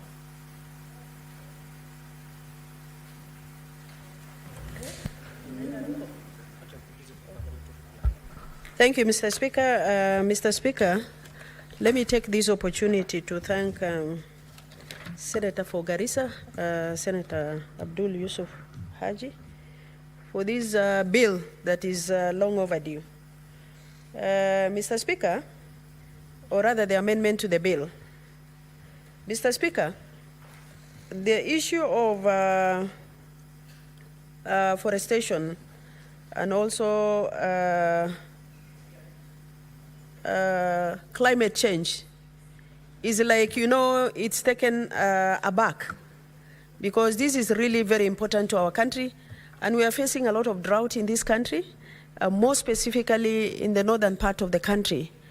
And if we seriously actually implement what is within this particular bill, we can be able to achieve a lot. Mr. Speaker, I remember those early days when some of us were young. We used to carry water to school for the purpose of tree planting and watering the trees, and everybody was actually given responsibility to take care of trees in their schools. But of late, you don't see such things happening, and I hope as soon as this bill is actually passed, we should be able to sensitize the schools, the headmasters, and the principals to actually bring back that kind of practice where tree planting and management of the trees is part of our lives. Mr. Speaker, it's important we recognize climate change in our country, because it looks like it is changing every minute. And I think if we keep pace with that particular change, we can be able to help our country and also our counties. Mr. Speaker, we need also to review policies that govern tree planting and also climate change to keep pace with the climate change and the happenings in the country, which I believe it is in the amendment of the bill. And I hope once we do that, we should be up to date as far as policies and legislations are concerned in climate change. Gender responsive, as indicated in the bill, is also very important, because I'm sure, and I'm not actually demeaning the male, but normally responsibilities given to the female as far as management of a particular issue is really very important, because sometimes you will see men alone planting trees. But I think if gender aspect is taken care of it, then we can be able, Mr. Speaker, to seriously take action as far as climate change is concerned. Recently, we've been to Mandera, sorry. I have seen, Mr. Speaker, what county government of Mandera has done in actually greening the county. Mr. Speaker, the county government has actually given some budget to women planting trees and watering trees on daily basis, which is a very serious thing that is going to help those areas, more specifically the northern part of the country, where there are no trees and the climate is actually harsh. Mr. Speaker, implementation of various legislation and policies that is required as far as the law is concerned, just to update ourselves as far as climate change and the implementation is concerned. Mr. Speaker, I have seen some trees in our area, more specifically called madenge, that is causing very serious harm in our areas. And I really curse the person who has introduced madenge, especially in northern Kenya, because it's really causing havoc. Animals are affected, human beings are affected. You don't even plant them, you will find them everywhere. And actually they are even dangerous to the kids and also to the animals in our homes. Mr. Speaker, we have to have serious policy as far as madenge is concerned. I have seen in some part of my county, a place called Merti, where women are given some token to be able to clear madenge, which I believe it's something that we really encourage and also ensure as a country that we are done with madenge. There were proposals, Mr. Speaker, earlier on, whether we should get license and approval by the cabinet to use madenge for the purpose of charcoal. I need to check whether that has been done, because if madenge is a tree that is really affecting our people, then we can use it for the purpose of charcoal burning instead of actually cutting down the normal trees. Madenge can be quite useful for the purpose of charcoal burning. Mr. Speaker, I would also request, and I don't know whether it's possible, Senator Haji, to be able to give responsibility to the county government to establish free seedling nurseries in their counties, so that members of public can be able to pick those seedlings and plant them.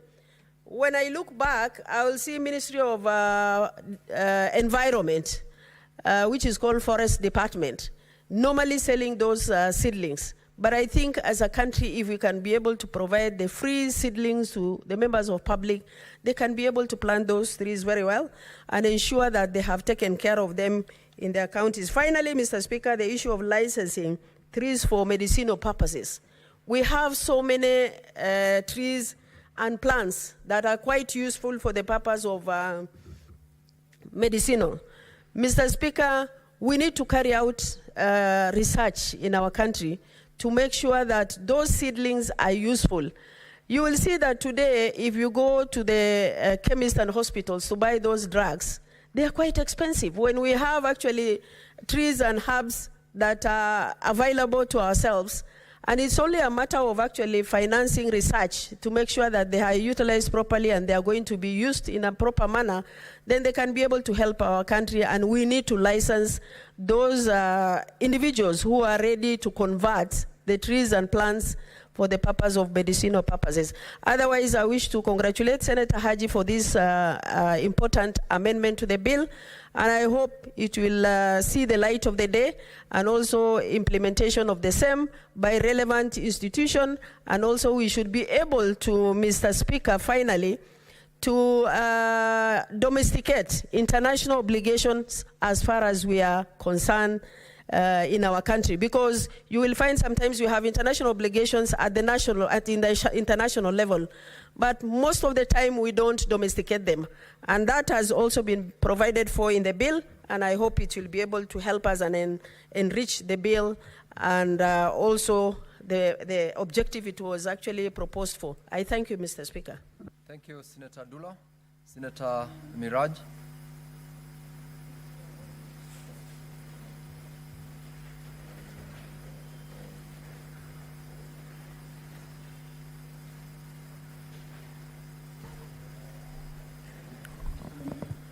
Asante Bwana Spika kwa kuweza kunipa fursa na mimi niweze kuchangia katika mswada huu ambao umeweza kupendekezwa na seneta kutoka gatuzi ya Garissa. Kwa kweli Bwana Spika, nikiweza kuungana na maseneta waliotangulia, ni dhahiri shahiri ya kwamba mabadiliko ya tabia nchi yamezuru mazingira yetu sisi kama taifa, hususan kule ambao ni maeneo ambayo hayana maji yameweza kuwa kame zaidi, na maeneo ambayo yanaweza kupata mvua yamepata mvua ya kupitiliza hadi kuharibu mimea ambayo ilikuwa iwe chakula cha kitaifa. Bwana Spika, niweze kupongeza anwani inayopendekeza kuweza kupandwa kwa miti mingi zaidi katika maeneo kame.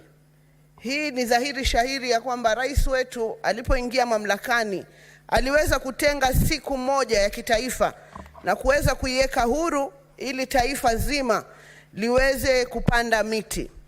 Na katika kauli yake mbiu aliweza kupendekeza ya kwamba wakati tunakata keki siku zetu za kuzaliwa, tusiweze kukata keki bali kupanda mti ili kuhakikisha kizazi kinachokuja kinaweza kujivunia kwa yale ambayo tumewatayarishia kuhusiana na mabadiliko tabia nchi. Nikitaka kuwapongeza washikadau tofauti tofauti katika gatuzi yangu ya Mombasa, akiwemo mbunge wa Jomvu Bwana Badi Twalib akishirikiana na Wizara ya Usalama wa Ndani, ambao mpaka sasa wameweza kupanda miti takriban 100,000 katika maeneo ya Ganahola Creek. Bila kumsahau kakangu Amarba Wazir ambaye amejitolea kidedea kuweza kuhakikisha kwamba gatuzi yetu ya Mombasa imeweza kupandwa miti mingi zaidi. Bila ya kumsahau waziri wangu wa mabadiliko tabia nchi Bi Emily, natumai utaweza kuupata ujumbe huu. Uliweza kuja kwa ofisi yangu ya seneta maalum na ukataka ushirikiano kwamba na Mombasa kweli ni gatuzi ndogo ambayo haina sehemu nyingi za kuweza kupanda miti. Lakini kwa kauli yako mwaka wa 2023 tarehe 22 tuliweza kushirikiana pamoja na wakfu wa Mama Haki kuweza kupanda miti 200 katika maeneo ya Kikoani Cemetery. Hii ni kuonesha jitihada na umoja baina ya viongozi wa serikali kuu na serikali ya ugatuzi kuweza kuona kwamba tunaifikia ile ruwaza ya kupanda miti bilioni 1 katika taifa letu la Kenya. Bwana Spika, kuna mapendekezo ya kwamba katika gatuzi zetu 47 kwenye mswada huu tuweze kuwa na nasari. Nimefurahi sana kuona kwamba sisi kama bunge la seneti tumekuja kuweza kuoanisha malengo yetu kama wasimamizi wa magatuzi 47, kuona ya kwamba tunafikia ruwaza ya kiulimwengu, kwa sababu mabadiliko ya tabia ya nchi hayatuzuru sisi tu kama taifa la Kenya, bali yanazuru mataifa ulimwenguni. Ndiposa tusipojipanga kuweza kutunga sheria kama hizi na kujipanga na vitendo, basi tutaenda kuangamia kama ulimwengu. Bwana Spika, baada ya uteuzi wangu niliweza kuwa na azma ya kutaka kupanda miti milioni 1 katika gatuzi 6 za mkoa wa zamani wa Pwani. Nashukuru kwa ushirikiano na taasisi tofauti tofauti pamoja na madirekta wa wakfu wangu, tuliweza kuanza kupanda miti maeneo ya Dongo Kundu kule juu, na kwa hakika tumeambiwa na kuimbiwa wimbo wa kwamba ni tabia yetu sisi ati viongozi wa kisiasa kufanya jambo, kupiga picha na kuondoka. Lakini kwa sababu nilikuwa na ari, Bwana Spika, niliweza kutafuta vijana wa kike ambao waliweza kutelekezwa wakapata mimba za mapema, nikawabunia ajira na nimekuwa nikiwalipa kiwango cha shilingi 200 kila Ijumaa waweze kuenda kuangalia ile miti ambayo tuliipanda na waweze kuinyunyizia maji. Karibuni nimeweza kutembelea Wizara ya Defense na tukakaa chini na waziri, tukasema badala ya kuzunguka kila mahali kuenda kutafuta mahali pa kupanda miti ambayo inakuwa changamoto, tumeweza kama wakfu wa Mama Haki, Bwana Spika, kutambua eneo la ziwa ambalo liko maeneo ya Likoni na kuliadopt ili tuweze kupanda ile miti 500 ambayo mengine 100,000 tutapanda katika gatuzi tofauti tofauti. Bwana Spika, naezungumzia haya kwa mapenzi makubwa kwa sababu sisi ni viongozi na imesemekana kwamba viongozi ni watu ambao wanastahiki kuangalia maisha ya vizazi vinavyokuja na sio kuangalia kura zinazokuja. Hivyo basi napenda kumpongeza kakangu seneta aliyekuja na mswada huu, na nimpongeze kwa kumwambia ya kwamba historia itakukumbuka kwa sababu umekuja kutatua tatizo ambalo kwa hivi sasa tunaliona tatizo dogo, lakini ni tatizo kubwa. Na ili kufaulu katika hatua kubwa ni lazima tuanze na hatua ndogo ndogo. Ninaamini kwamba sheria hii itakapowekwa sahihi na rais wetu wa taifa la Kenya, basi kutakuwa na mageuzi makubwa.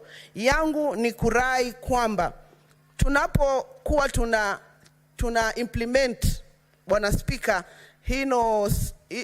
haya mapendekezo ya sheria, ni pendekezo langu kwamba tuweze kuwaweka vijana wa taifa la Kenya ambao wamekumbwa na changamoto ya ajira. Tuweze kuwaweka wale watoto wa kike ambao wametelekezwa kwa kupewa ujauzito, kwa hivyo wamekosa kuwa na imani ya kwamba wanaweza kutoboa katika maisha. Tuwape majukumu, tuwatwike majukumu ya kuweza kusimamia nasari hizi ambazo tunaweza kwenda kuziweka. Hii miche itakayokuwa inapandwa iwe ni miche ambayo itasimamiwa na vijana wa kike na wa kiume wa taifa la Kenya. Iwe ni njia mojawapo ambayo tumewabunia ajira. Kwa hayo mengi machache, hongera kaka, na ningependa bunge hili iweze kuibeba kwa uzito mkubwa sheria hii. Asante Bwana Spika. Asante sana Senator Miraj. Ndampa nafasi Senator Veronica Maina.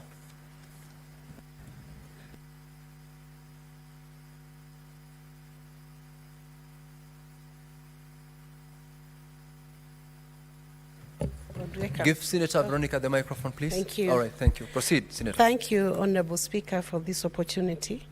And let me take this opportunity, first of all, to congratulate the Honorable Senator Abdul Mohamed Haji, the able Senator of Garissa County, for bringing up these much needed amendments to the legislation that relates to the forest management, afforestation and reforestation of our forests.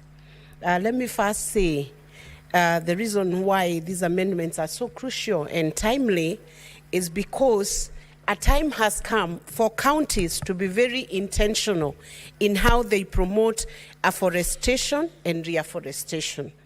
I say this, Mr. Speaker, because we have seen the number of activities that the counties are engaging in, and a lot of questions should arise in the audit of the activities of the counties and the impact of the activities or how resources are being allocated to various functions in the county, and the usefulness of the resources, the utility of these resources by the counties. Mr. Speaker, sir, it is unfortunate that even when we have had a policy of afforestation, the counties have not taken up this challenge in a robust manner to secure our future and the future of our generation, especially in light of the climate change, which has posed a lot of danger to the existence of our communities, existence of our livelihoods, and even our very own existence as human beings, Honorable Speaker.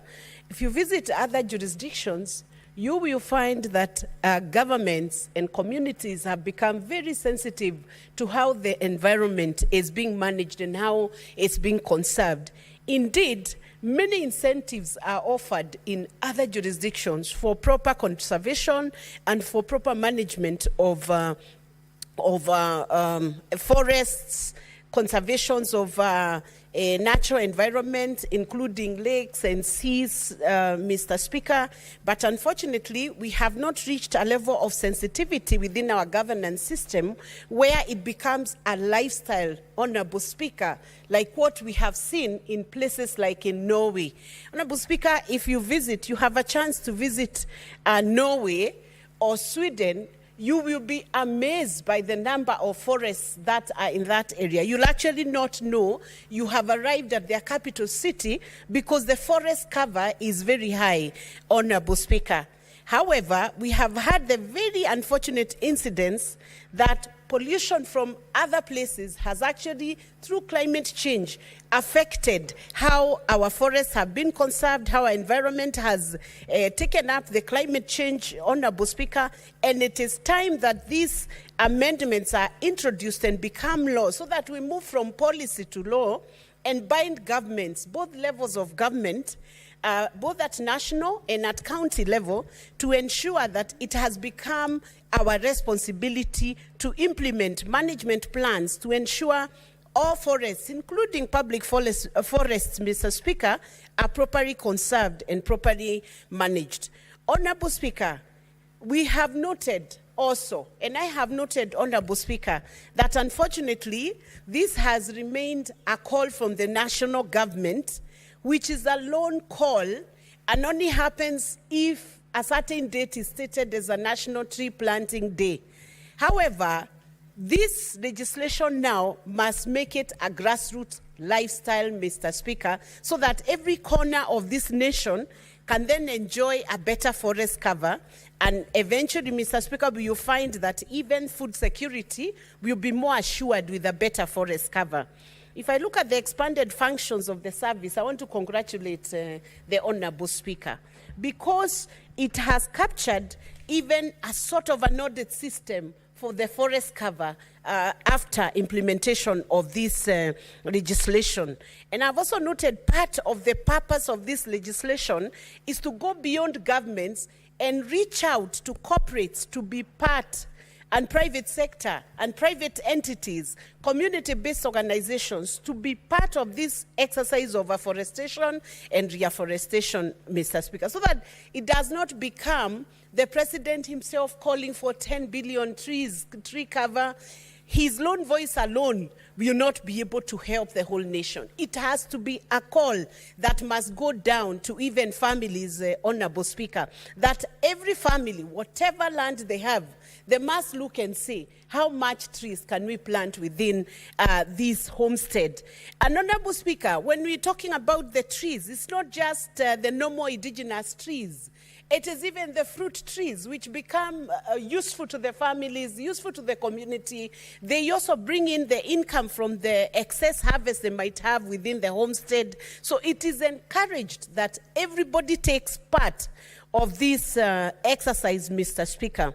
And I want to say that finally we have a legislation that is encouraging even the KRA, our, should we say, our taxman now, to give incentives to corporates and private entities that participate within their community-based, within their CSR mandate. If they can participate in tree planting and demonstrate they have been able to do that, they will have tax deductions. I am hoping someday we are now going to see KRA advertising these incentives to attract investment and contribution from the corporate sector.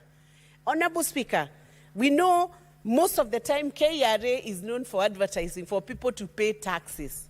And as a result, when anybody sees a KRA coming on the screen, they even shake. Some would even switch off the TV, fearing that KRA is knocking at their doors.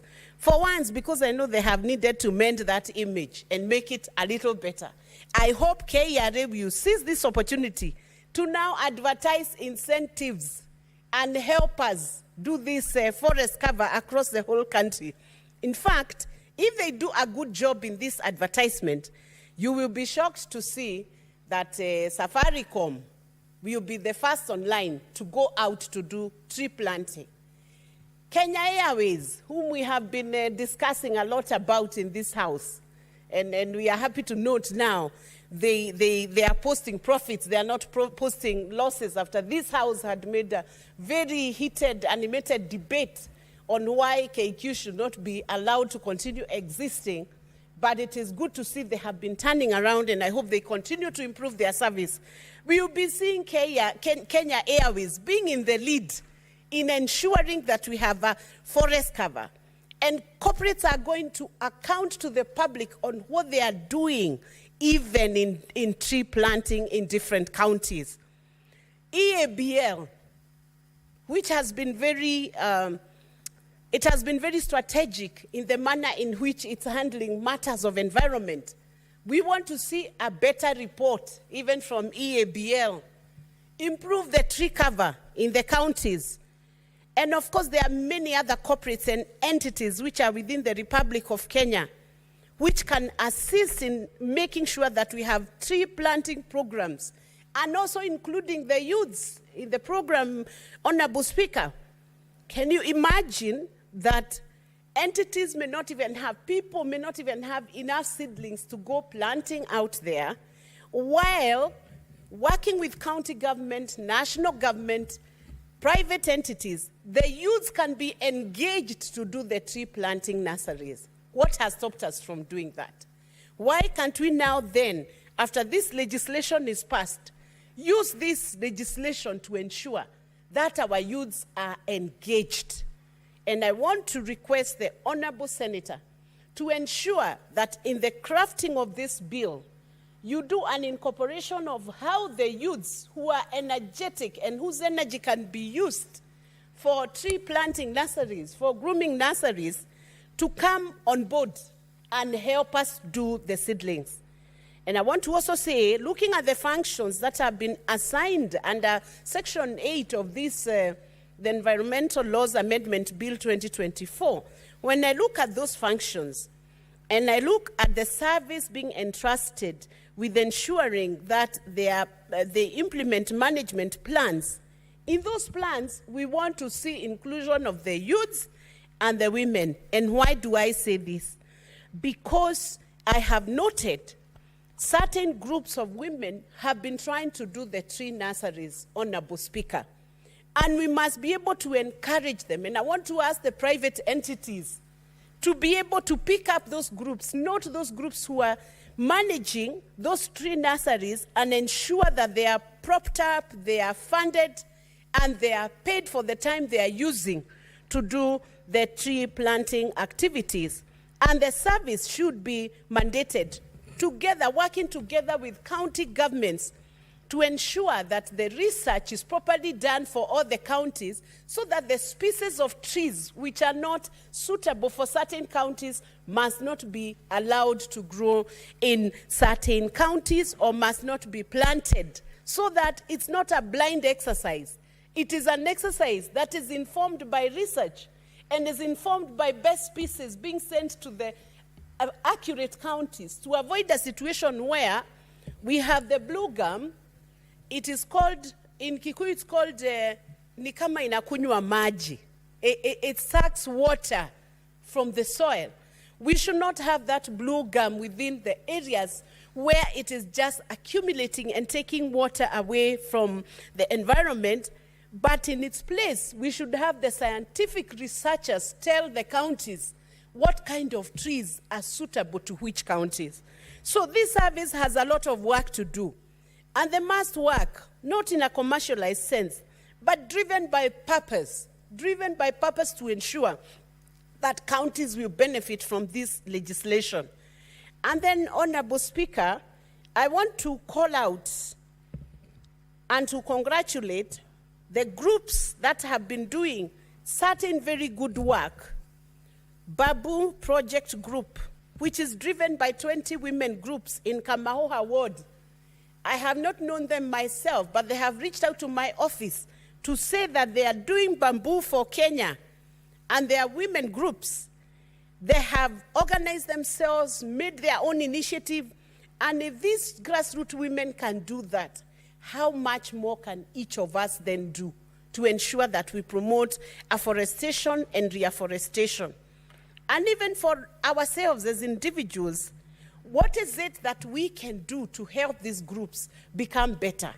If you are a teacher, a doctor, a professional in your county, can you not support 2-3 groups yourself and ensure that even if you can't do the tree planting yourself, another person is doing the tree planting?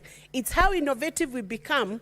That's how we are going to be able to achieve the targets for the number of trees we must plant to ensure that we have proper afforestation and reforestation. Let me also say, Honorable Speaker, that this legislation now seems to lock down on support from even organizations beyond the private entities, including religious organizations, CBOs, mosques, temples, all those organizations which are able to mobilize people. Can we then have a day when all the Christian churches say, today is our day for planting trees? Can we have a day when all the mosques say, today we are the ones driving the tree planting exercise? Because we realize when finally the environment is so bad that it can no longer yield our soils can no longer yield adequate food, it becomes a problem for all of us. It's not just a problem for the government. And then I want to challenge our honorable senator, who's done a very good job in these amendments, to ensure that this legislation, this amendment, is comprehensive in nature.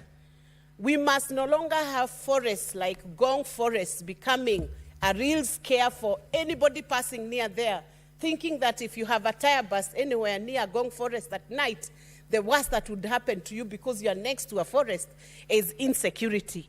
We must have a comprehensive legislation that looks at the wholesome factors that are affecting our forests right now as they are situated, from the time of planting, to watering, to growth, to maturity of those trees, to harvesting, to rewards for people who are doing the right thing in afforestation and reforestation, and entities doing the right thing, and to penal sanctions for those who have missed the point, and for those who are doing deforestation in a manner that is outside the framework of this legislation.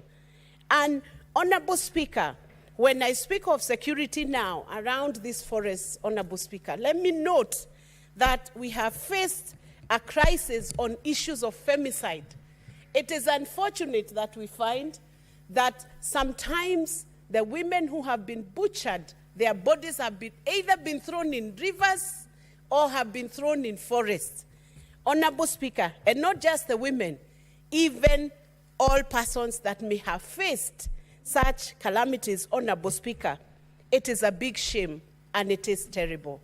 We must also ensure that this forest, the legislation covers the security aspect of the forest, so that if a community or a CBO is going to do reforestation in places like Wanjerere up there in Muranga or in Kiamuturi, those women are safe, those youths are safe, to make sure that the exercise continues to become not just challenging, but it becomes rewarding and it becomes something that the community is appreciating.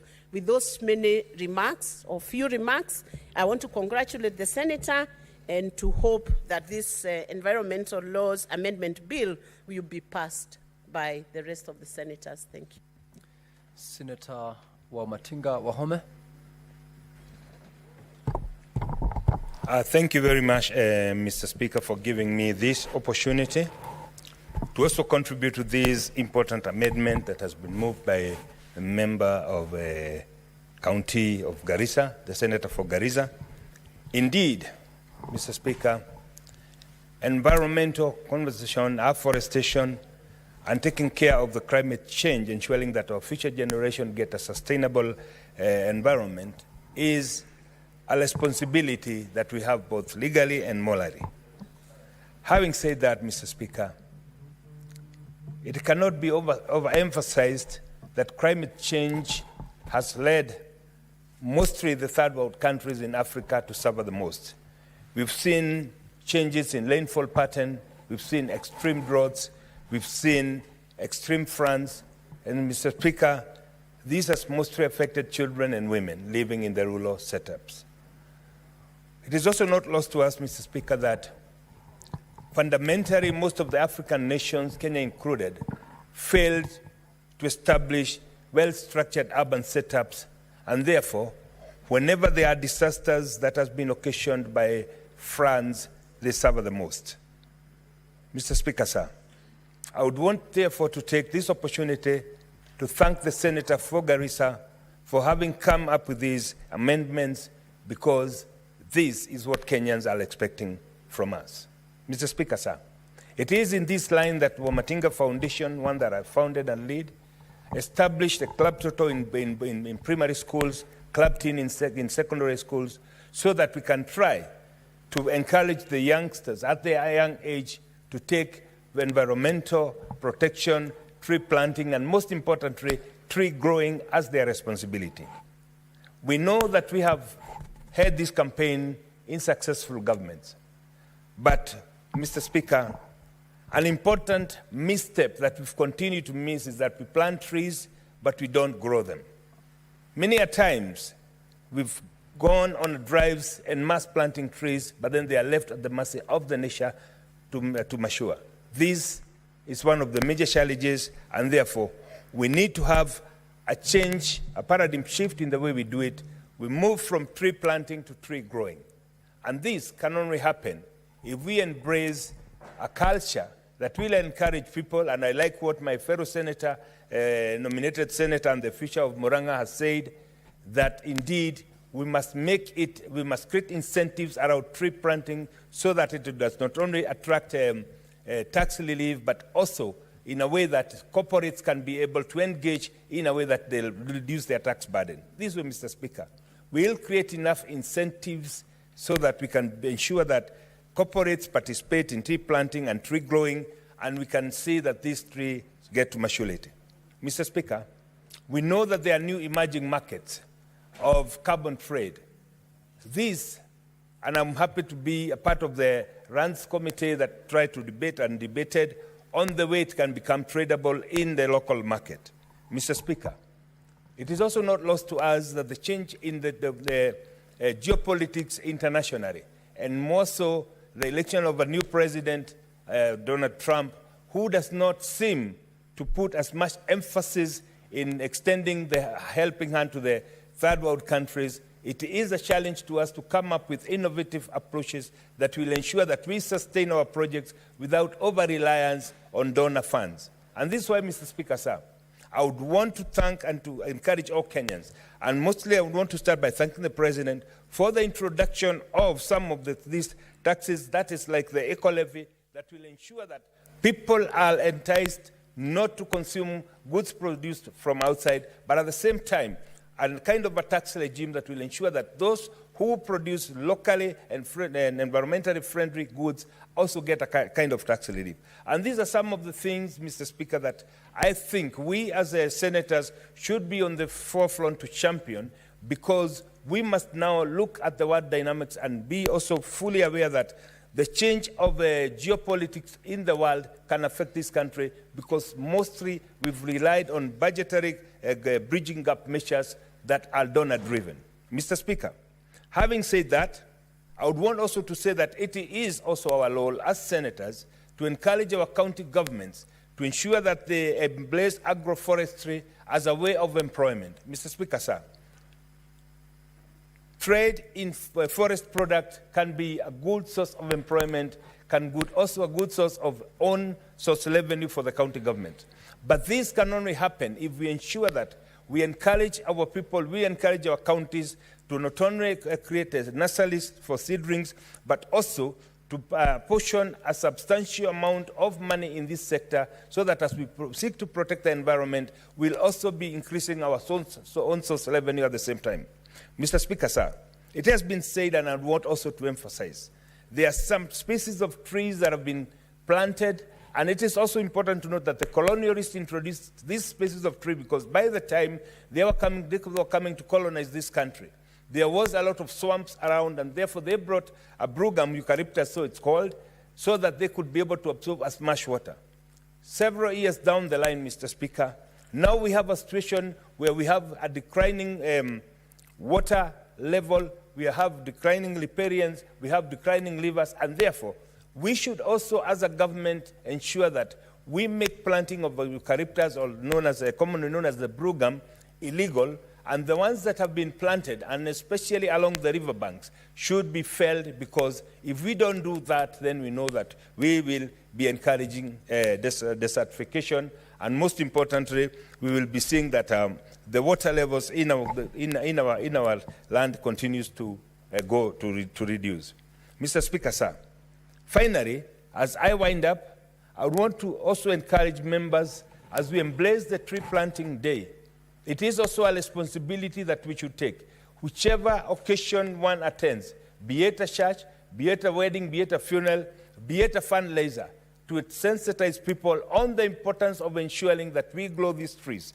It has been said here, and I don't want to repeat it, some of the trees are not only of medicinal value, some of them like fruit tree, avocado, mangoes, oranges, can also be used as an alternative source of food, and especially now that we know that moving forward we'll be relying a little more on the donor-driven and on locally produced goods. Mr. Speaker, sir, as I congratulate the member for Garissa, I would want to say that I would be a happy person to see this being realized. But we should not stop there. We should go ahead and say the corporate world, led by the KLA, led by the government organizations, we must join up as a team and ensure that moving forward, this country does not only become green, but it also becomes sustainable for the future generation, because that is our obligation, and we must ensure that we do that. And therefore, that is why, Mr. Speaker, sir, I personally established the Matinga Foundation, which has now so far planted over 500,000 seedlings,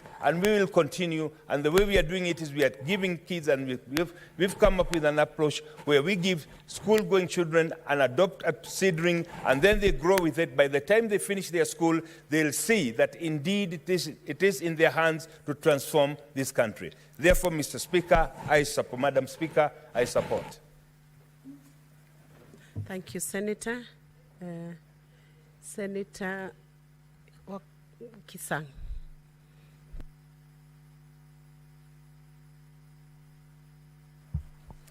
Good. Thank you, Madam Speaker.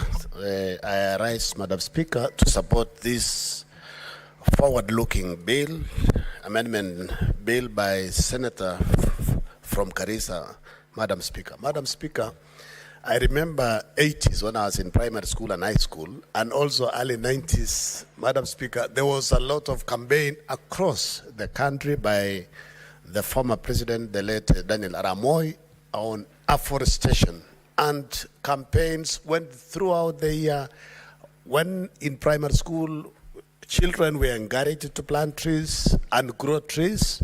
And when you go back to your former primary schools or high school, Madam Speaker, and you see the number of trees that we grew, you get proud. Proud, Madam Speaker, because of what we did. And in a great way, it assisted in terms of the climate change, Madam Speaker. Madam Speaker, I think there was an between 2003 up to 2013, Madam Speaker, I think there was some, we did not do proper campaign, even up to 2022, Madam Speaker. We didn't do a lot of campaign on afforestation, Madam Speaker. That is why you see the lakes across the Rift Valley, Madam Speaker, there has been a rise in the volume because of climate change, Madam Speaker. Madam Speaker, we need to go back to those days and ensure we use our children in primary school, our children in secondary school to plant and grow trees so that we ensure we reach the 15 billion target of trees by 2030, Madam Speaker. You know, it's not easy to reach 15 billion if we don't use all avenues to ensure that we plant trees and grow trees, Madam Speaker. Madam Speaker, there are very many benefits when we do afforestation. Apart from medicinal, getting basically source of water, getting timber, Madam Speaker, this is something that we need. And I thank the Senator for coming up with this amendment, and we ensure that we also incorporate and urge our counties, because the counties have resources. The National CDF fund also has a 2% on the funds they receive on environment, Madam Speaker, which, if utilized very well, basically it means all our constituencies across the country, Madam Speaker, everybody will plant something. And this will enhance and will also increase our forest cover, Madam Speaker. In fact, Madam Speaker, if you check the current percentage of our forest cover, it's only a few counties that have more than 10% forest cover, Madam Speaker. We need to find an incentive, a way of incentivizing the communities so that they know, Madam Speaker, that growing trees is beneficial to the community, it's beneficial to the county, Madam Speaker. I know we passed the mining bill and a while ago, Madam Speaker, and there were some percentages, even the Energy Act, there's a percentage that goes to the community where these mineral resources are found. There is also a percentage that goes to the county, Madam Speaker. I think it's about 20 and 5%, Madam Speaker. We also need to, during this particular amendment, Senator Aji, maybe we need to bring additional amendments so that when KFS does harvest, what does the community get? What does the county get? So that, the communities are taking care of the forest, but when KFS does the harvest, what remains at the county? What remains with the community? So that they own it. Otherwise, for now, there is nothing that is incentivizing the community to protect the forest. So I believe we need to bring additional amendments here so that to encourage our people, so that they know it's their own resource. They are protecting the forest, but when KFS harvest, basically they take all the money. In fact, we also need to agree and also put in this particular amendment bill, Senator Aji, a percentage. When KFS advertises for harvest of the trees, we need to set a percentage for the local sawmillers within the county, within the locality. Because sometimes they advertise and all the big millers, they harvest and the community, they don't benefit at all. So they don't see the reason why they are protecting this particular forest, Madam Speaker. Madam Speaker, I also have noted the introduction of having a afforestation week, and you have given a proposal between 15th of March up to 22nd of March, Madam Speaker.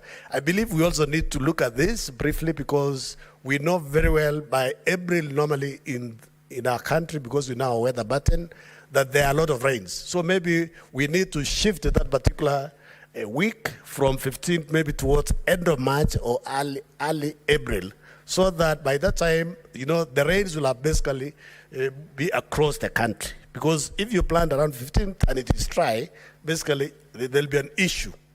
We also need to encourage ourselves, as colleagues have said, wherever you go for any function, let us encourage our people to plant and grow trees. Okay, Would you like to be involved? Yes, he's the owner of the bill. I'll be glad. Senator Haji.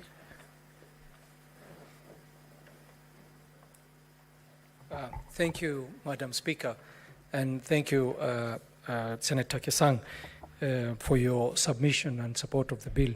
I just wanted to inform you the week for tree planting that has been proposed in the amendment bill is supposed to coincide with the International Tree Planting Day.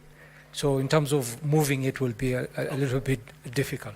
Thank you, Madam Speaker. Right, okay, then it is noted. But basically, tree planting, we can just make it a continuous exercise. We can observe the international one, but we encourage our counties to do it throughout, so that basically it becomes a way of life. When it becomes a way of life, basically it means all the time when you go to church, you plant the tree, you go to school, you encourage our people to plant trees, so that basically we achieve this cover and we sensitize our people that it is important for so many reasons, Madam Speaker. Madam Speaker, with those few remarks, I support the bill, and we encourage our colleagues that we support it. And I hope, Senator Aji, you've also looked for a co-sponsor in the next house, because, as we discussed yesterday, most of the bills that we pass in this house, when they go to National Assembly, they either stay in the shelves for too long or they die there. So please ensure that you get somebody to push it for you on the other side. I submit. Thank you. Senator Abbas. Thank you, Honorable Speaker. I want to join my colleagues also to support the bill. I want to thank the move of the bill. I think it's the right time that we take concern of our environment and the afforestation of our lands. As aware of this country, the certification is actually encroaching so much into our lands, especially in the northern part of Kenya, and even within the Mount Kenya area. But because of deforestation, the indigenous trees are disappearing. And as a result, the land is left bare. The rainfall is so unpredictable that sometimes it might not receive the rightful rain because of the deforestation ongoing. And therefore, I think the bill now is actually giving concerns to afforestation programs, which has been there many years, but of late it has been left out. Initially, it was mostly driven by donors, but now this is the right time that we need to get budget for budgetary allocations for this program of deforestation. Afforestation. Honourable Speaker, climate change is with us, and it has affected any part of this country, all parts of this country, adversely. And therefore, the only way we can be able to help is to have a proper program for afforestation. Honourable Speaker, we have so many programs for youth and women that are on course in the country. But of course, if this is well planned, and the youth are engaged in afforestation programs in every part of the country, the same funds can now be diverted for afforestation while they're still being paid, where they can be able to produce seedlings, where they can be able to do the waterings. In the past, we used to have programs that there was a compulsory afforestation program where every household must plant some trees. And as a result, we used to see many trees growing up, especially in the urban centers. These same programs should be continued and should be brought back. And actually, our approach should be the indigenous trees, because indigenous trees will not have much need for water and will be able to resist the drought and the climate changes. Because if we have some exotic trees, then I think we will not do very well, because I can see many trees are now the indigenous trees have been replaced. Honourable Speaker, one other thing is actually northern Kenya suffers most of deforestation as a result of refugee camps, and especially even Turkana. As aware, this part of the country, because of frequent drought, most of the trees are dying. But what happened now is even the trees that are still surviving, the refugees are cutting them and drying them, and the land is being left bare. So I think these kind of programs, we don't mind having the refugees, because if they have a problem in their countries, we can still accommodate them. But the problem is the United Nations, UNHCR, and all other Department of Refugees in the Foreign Affairs should have programs to be able to help the locals to do some afforestation. Every tree cuts, then they should replace with other one. And so that at least we'll be able to maintain the forest cover in those areas. As it is now, it just actually became a bare land. Honourable Speaker, we also need to inculcate the idea of reforestation and afforestation to schools. Actually, the child is still young. You must show that what it means to have trees, so that they can have that nature. They can nurture and have the feeling, that importance of having trees everywhere. There should be school competitions. The schools which are well afforested, they should be rewarded. The schools should be paid some amount of money, so at least they can produce more and more trees, and they can afforest their schools, so that in case we can be able to invert drought desertification in those areas. Honourable Speaker, one other thing is the biggest challenge we have is actually settlements. You see, the population is increasing by the day, and more people need land. And what happens is they try to settle everywhere without planning. If you go to the other world, there are specific production systems for every area. If it's a place for farming or agriculture, it's done for only agriculture. Settlements has its own places. So, but unlike in Kenya, where everybody settles where he wants or she wants, I think that should be stopped. That we must have a proper planning for even people settling, because I know it is a population boom. People are increasing by the day, but of course we need to reserve our forest. People are now encroaching the forest. If you see even Karura forest now, people are building houses. They say, that we can be able to maintain the forest. It's not possible. Once you make encouragement when trees are cut, and everybody wants to settle in the best place of Karura forest, and therefore it's a high time that we must fight. Like the famous, what do you call that lady? Yes.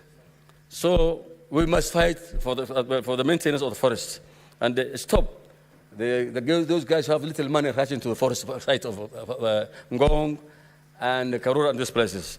Honorable Speaker, one other thing is we can minimize, we can do what you call forest tax holidays, like the way it's said in the place incentives, so that at least every corporate must be able to produce a certain number of trees, and they are planting trees. They support some programs for the forest. I think that's the only way that we can be able to maintain, to have forest issues. And one other thing that the bill is not showing very well is the laws, the enforcement.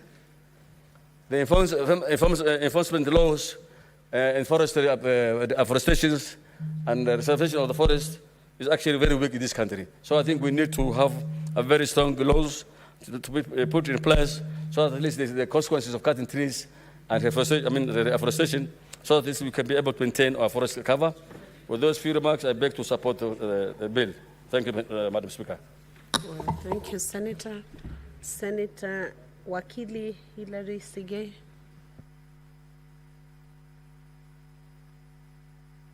I thank you, Madam Speaker, for allowing me to add my voice to this very important bill. I first like to start by appreciating the Honorable Senator Abdul for sponsoring such a very important amendment to the bill, because, Madam Speaker, lately we do have the conversation around climate change as one of the most favored topical issues because of the need to conserve our environment, and this particular amendment has come at a very critical time where most, if not all, of the conversations, including in our schools, have got an aspect of tree planting and protection of trees and our forest cover. Madam Speaker, I will directly speak to the various clauses which the bill proposes to amend. And as I start off, Madam Speaker, with the proposed amendment to Section 8, where, as earlier on alluded by the Honorable Senator Matinga, I would urge the Honorable Senator Abdul to consider adding a provision under that particular proposal so that we seek to promote the planting and growing of trees. This, Madam Speaker, is as per the provisions as proposed of Section 8, which reads, Section 8B, promote the planting of trees on all public land in each county, promote afforestation and reef afforestation in arid and semi-arid areas in the country. I propose that the word grow be included after the word planting of trees, so that we don't only do the act of planting the tree itself.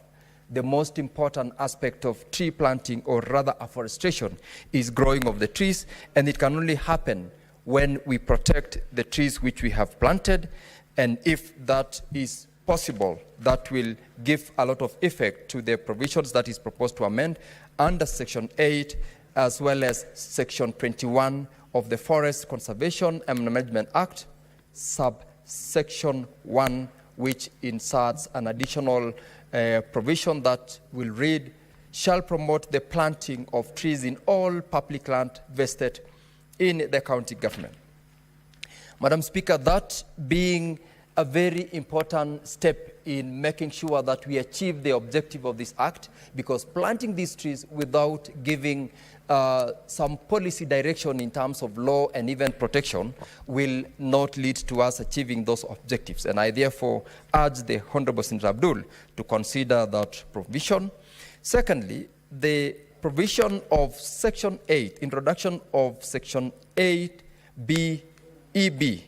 This is what the draft bill reads. Establish at least one tree nursery in each county for trees sustainable for the environment and climatic conditions of the respective counties. This is a very important proposal, Madam Speaker, and I want to laud the Honourable Senator because we are going by creating a requirement that in each particular county there must be a tree nursery.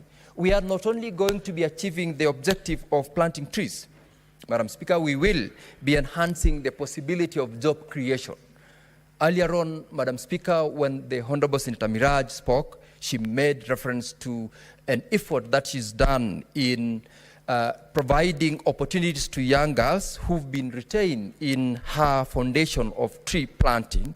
This particular one, if we provide it in law where every county has, we will be able to sustain, first of all, availability of tree seedlings across the country in all seasons across the year, because this will be a responsibility of the county governments.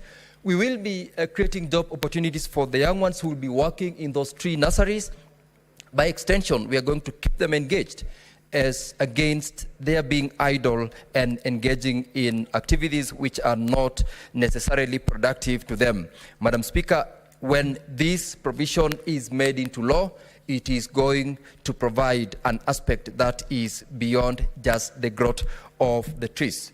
The proposal, Madam Speaker, under Section 40 of the Forest Conservation and Management Act, where there is a proposal that reads, a person who harvests a tree shall replace the tree under the direction and in an area designated by the service. I have a problem with this particular provision, and I wish the Honourable Senator Cherargei would have allowed the mover of this bill to listen to my contribution. The requirement that the service... The Senator to be heard in silence. Thank you, Madam Speaker. This is very important because the provision in the proposed law is that the service will be required to provide direction and designate a place where replacement of trees having been harvested will be done. I have a problem with this because designing or designating the role to the service can prove to be impossible, because having harvested a tree, what guarantee do I have as the person who has harvested or as a member who wants to replace that tree will I have in terms of making sure that the service or those who are in the service are available to designate a place and to provide direction for that particular provision? Honourable Senator, I would request that you relook at that provision so that we are made to have an obligation in law without necessarily having the obligation on the part of the service or the officers of the service to designate a place for purposes of replacement. But otherwise, the general provision of the bill to make sure that every person who is harvested must make sure that they replace. And I would propose that instead of even providing that you cut one, you replace by one, we can as well just provide that you replace by planting more than one tree if you have harvested one, more than 5 if you have harvested 5, to ensure that we hasten the replacement capacity of the trees which we are planting. Madam Speaker, the introduction under that subsection 40A of a fine for persons who contravene the provisions of this law is a very welcome move. The reason, Madam Speaker, is that if you are to be fined, the law provides that if you are found to have contravened the provisions of subsection 1 or 2, you have committed an offense, and you are liable on conviction to a fine not exceeding 5 million Kenya shillings or to imprisonment for a term not exceeding 3 years or to both such fine and imprisonment. Introduction of this particular fine, or rather the creation of an offense leading to a fine once you've been found convicted, Madam Speaker, will ensure that the rest of us Kenyans, who are not normally very keen in making sure that we comply with the law, will be able to comply with the law, because the punishment in itself is punitive enough to make sure that people comply with this law, and that provision is a welcome move. Madam Speaker, there is still a provision under the proposed amendment to Section 54 of the Forest Conservation and Management Act, where the taxman, Kenya Revenue Authority, is expected to create some sort of an incentive to ensure that not only the public, but also private forest proprietors are given an incentive. The introduction of subsection D, which provides that income and other tax deductions will be an aspect that the Kenya Revenue Authority will provide to private entities in order to ensure tree planting programs. This is one of the most important things that will be an incentive, not only to now the public who are protecting the forest, but also to private proprietors and those who have availed themselves to implement programs on tree planting, in this case, are given an incentive. If, for example, you are allowed to get a tax waiver by virtue of you planting certain number of trees, this way many of us and many private forest owners will push their limits to ensure that they maximize on the amount of the possible tax that they can achieve when this particular provision is implemented by the Kenya Revenue Authority. The provisions of Section 55, which seeks to amend the law by introduction of a 1-week tree planting observation week.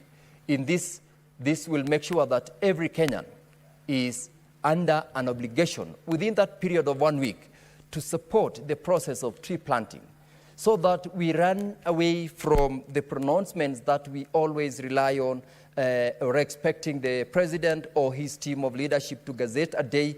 When we have this period between 15th of March and 21st of March every year, this week will be a week dedicated to tree planting. And in ensuring that this becomes law, we will enhance the support that we would desire to give to the pronouncements by the president to target the achievement of over 15 billion trees in a period of 10 years. Further to the proposed amendment to Section 57, the law as proposed by the Honorable Senator is to ensure that every person who is licensed to harvest trees is required to replace each harvested tree in accordance with directions of the service. This is more or less the earlier provision which I said we should remove the responsibility of directing and designating a particular place to the service. Whoever has been licensed to harvest trees, because we have got so many sawmillers across the country who harvest trees when they are mature enough, this requirement that they are in law supposed to replace trees, we should remove it from the service to direct and provide it in law that once you have been given a certain number of trees to harvest in a certain forest, whether it is public or private, as a licensed harvester or as a licensed person, you are under an obligation or required to replace them. It is a good move. What we only need to do is to make sure that we have got a policy on implementation so that those who are unable to implement within the provisions of that law are made to be subjected to the provisions of law in terms of creation of offense and also the penalties available. Madam Speaker, when you look at the forest cover from across the country, I have looked at the statistics, and the county that I represent, Bomet County, has got a forest cover of 24%.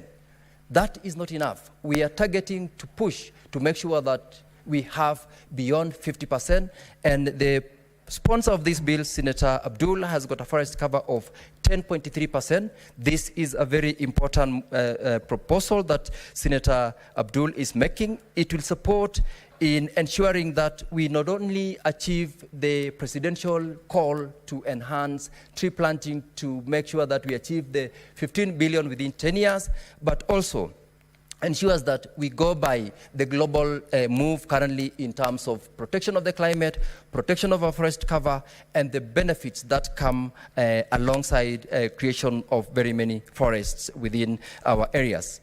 To the Honorable Senator, this is a very important bill, and I support and look forward to all the members, both within this House and outside this House, to support this move to make sure that we enhance our forest cover in the entire jurisdiction of Kenya, and we gain the benefits of the extended tree cover. Madam Speaker, I thank you and I support.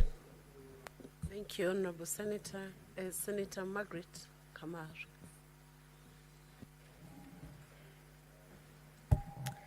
Thank you, Madam Speaker, for giving me the opportunity to support this bill. And I would like to congratulate Senator Haji for coming up with a wonderful piece of legislation to take care of our forestation programs. Madam Speaker, I would like from the onset to mention that promotion of afforestation and reforestation in arid and semi-arid areas has been very low, and I think what this law is doing is to be deliberate in bringing afforestation, and I congratulate our colleague because 80% of Kenya is ASAL. It's arid and semi-arid.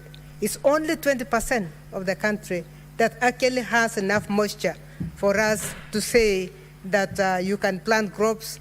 And unfortunately, we are losing more land. We are losing Kiambu. We are losing a lot of Limuru pieces of land to buildings. So we are reducing the 20%, and we have the 80% that requires a lot of attention. So this bill is going to do wonders once it is implemented, and I think it is very important that we not only support, but we also implement. We push for the implementation of this afforestation of ASAL areas of this country. Madam Speaker, promoting the planting of trees at all public institutions is a very quick win. It is the easiest way of doing things because we have land that belongs to public institutions, land that belongs to schools, to and any other institutions that are completely bare, and this is going to give us a lot of coverage. If we can aim at getting 10 to 15% of each public institution planting trees, we will actually have a very, we will move a long way. A few amendments I would like to propose to our colleague. One is on Article 2BEB, where he says that we need to establish at least one tree nursery in each county for trees suitable for the environment. I would like to suggest that we be more ambitious and not just talk of one tree nursery, but have one tree nursery per public primary or secondary school. This is very important because in our days as young people, we used to plant trees. Madam Speaker, I visited my tree, my primary school tree, and I found it was still standing huge as it is, and it is ready actually for harvesting if it has not been ready for a few years. So if we use the primary schools also as a unit, and I want to persuade my colleague that it is, we can say at least one that is run by the county government, but actually all our primary schools and all our secondary schools should have tree nurseries. Not only that, we need to inculcate a tree planting behavior to our children when they are very young. Somebody mentioned earlier about the Moi era. The Moi era was really an environmental era because we had soil conservation days and we had tree planting days, and it started from the youngest. You'll find that the youngest children were actually planting trees. The beauty with having trees planted by students and having nurseries in schools is that we can be assured of the protection. I also have seen one of the functions that the bill is attributing to the service is that of promoting forestry education and training. I think from out of that, we would like to see, apart from agricultural fogai clubs, as they used to call them, we need to have environmental and tree planting clubs in primary schools and in secondary schools. Not to mention that with CBC coming, it is very important that we also have a course on afforestation, conservation, and climate change, so that it becomes part of us and part of what we are doing. So tree planting, I think we need to go back to make ourselves very sensitive, make our children very sensitive to environmental behavior. One other thing that used to be in those olden days were the Chiefs Act. The Chiefs Act was used to protect the environment. At the same time, it was used to protect water courses, so that water catchments were protected under the Chiefs Act, and tree felling, you would not be allowed to fell a tree without asking for permission, whether it was in a public facility or in your own farm. And this is what would make this, Article 40A monitorable, because when we talk of a person who harvests a tree shall replace the tree under the direction of the in an area designated by the service, you will find that that can only happen if you are in a forested area. That if you fell a tree, but of course you must again have a permit to even fell that tree. But once that has been done, you can only be designated if it is within a forested area or a forest land. But what about our own pieces of land? We need to start controlling the tree felling. I remember when tree felling was banned, it was banned even in private lands, and it helped regenerate forests within the country. So we need to relook at that and see how we can marry the Chiefs Act so that, as our colleague Wakili Segei was saying, on the issue of on the issue of tree felling and regulating the the felling of the trees, it is not only by permits permits from the service, but it is good to make sure that there is accountability on the ground. So let's see how we can bring it down so that the Chiefs Act can also be, we can affect the Chiefs Act much later. We can revisit that if it is still there, because I don't think it has been referred to in a long time. But we can bring what was in the Chiefs Act also here, so that we are talking of the designated service / the chiefs of the area. Those are the people who will see from the first instance if things are going wrong, and they are the ones who can monitor if you have actually planted or not. I think when we talk of forest conservation, for us to be able to conserve, let's conserve both what is in the public land and what is in our private lands. Madam Chair, the other thing I want to persuade my colleague is that is the issue of a planting week. I wanted to persuade him to have a planting month. Planting month from 15th of March to 15th of April. Why? It's because of the rainfall pattern that is in this country.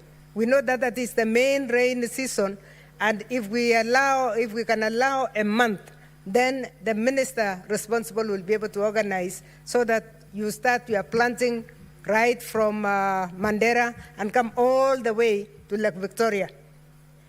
So 1 month would be more reasonable to me than 1 week.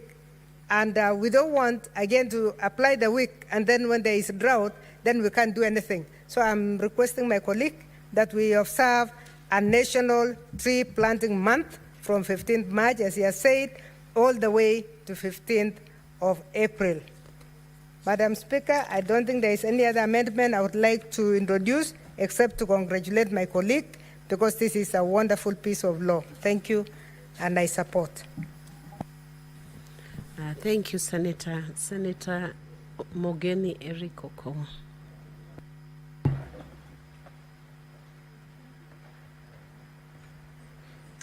Thank you, Madam Speaker, for giving me an opportunity to also contribute to the Environment Laws Amendment Bill that have been sponsored by my good friend, Senator Haji. Madam Speaker, in the era that we are living in, we all know the pose that is posed by climate change, especially careless cutting of trees. What is occupying the attention of many governments now is the idea of protecting our environment and ensuring that our countries have good forest cover so that we have sustainable management of our forests. So I want to thank Senator Haji for coming with this bill that introduces some punitive measures and that also wants to guide our county governments on the steps they need to put in place to ensure that we attain a good forest cover. And Senator Haji, this did not start just with you.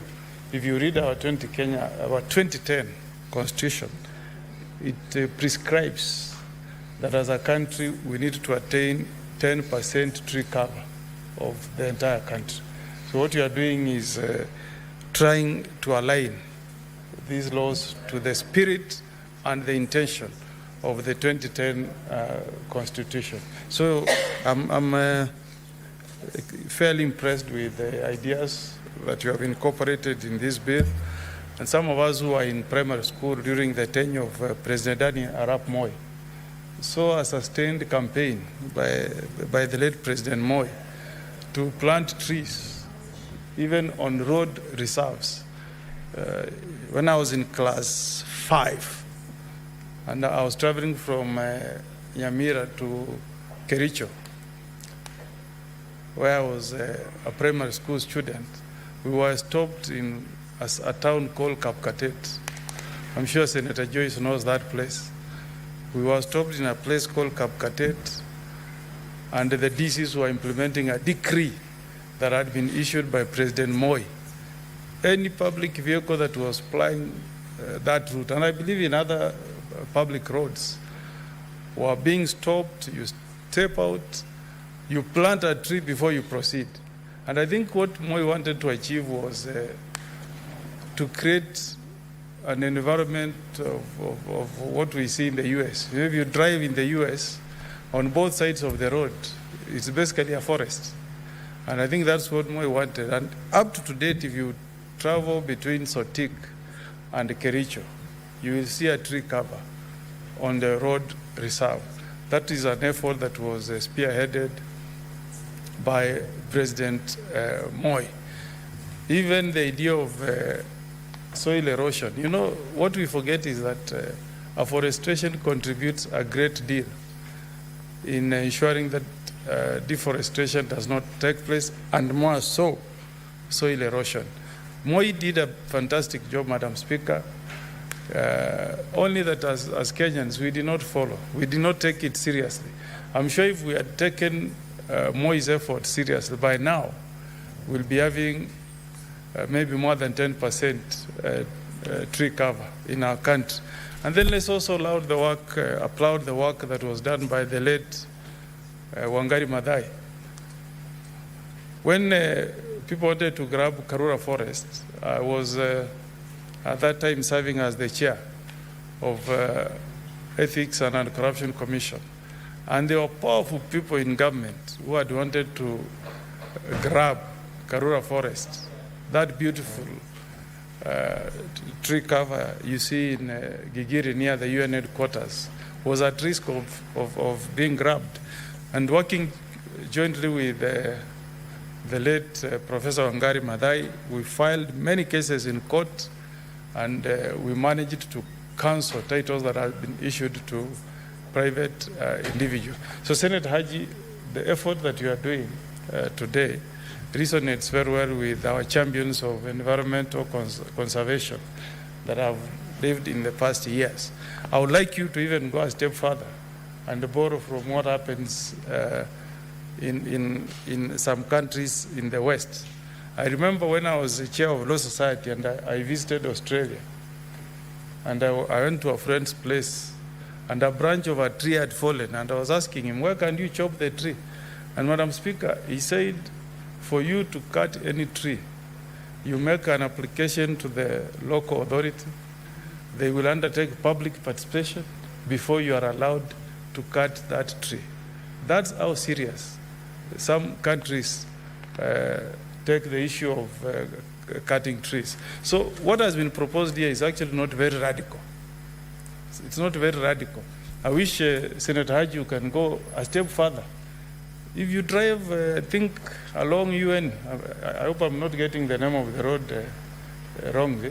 If you drive, I think it's UN Avenue, past the UN headquarters as you go into Runda, and as you drive from Limuru Road, Madam Speaker, you will see that there has been a sustained effort of cutting trees. I don't know for what purpose along that road. And the beauty that used to be there is long gone. But I don't think the person who is doing that exercise has been taken through a very rigorous process before he was given permission to cut those trees. How I wish, Madam Speaker, we can improve this bill to have real public participation before anybody is allowed to cut trees within our urban centers. In fact, if I remember correctly, what that lawyer told me is their public participation, you conduct a vote. You know, people who reside in that estate are invited to cast a vote and either answer in affirmation whether they support the cutting of that tree or not. And then you'll be given a permit that is conditional, that if you chop that tree, you must plant another one in replacement. So those are the kind of laws that we need to incorporate here, Senator Haji, because the target in this country is to plant 870 million trees to enable us meet the constitutional threshold of 10% tree cover in the country. If you leave it to our governors, Madam Speaker, and we don't put in place stringent laws that can discourage the cutting of trees, we'll wake up and find instead of increasing our tree cover, we'll be reducing it. And I like the idea of ensuring that we have seedlings, that natural trees that are friendly to us. We are one of the most adversely affected regions. Senator Onyonka's county of Kisii and Nyamira. I don't know who introduced these blue gums to our region. You are lucky, Madam Speaker, where you come from. You had Wangari Maathai, professor. She discouraged the planting of gum trees. In my county of Nyamira, Madam Speaker, most of our streams, water streams, have dried up. People are trekking long distances to look for a river where they can fetch water. Because we were never properly guided, we planted gum trees very close to our river banks, and we now have a serious water scarcity in Kisii and Nyamira counties. So the idea of ensuring that the seedlings that are put up by our county governments contain seedlings that are friendly to our environment is so important, Senator Haji.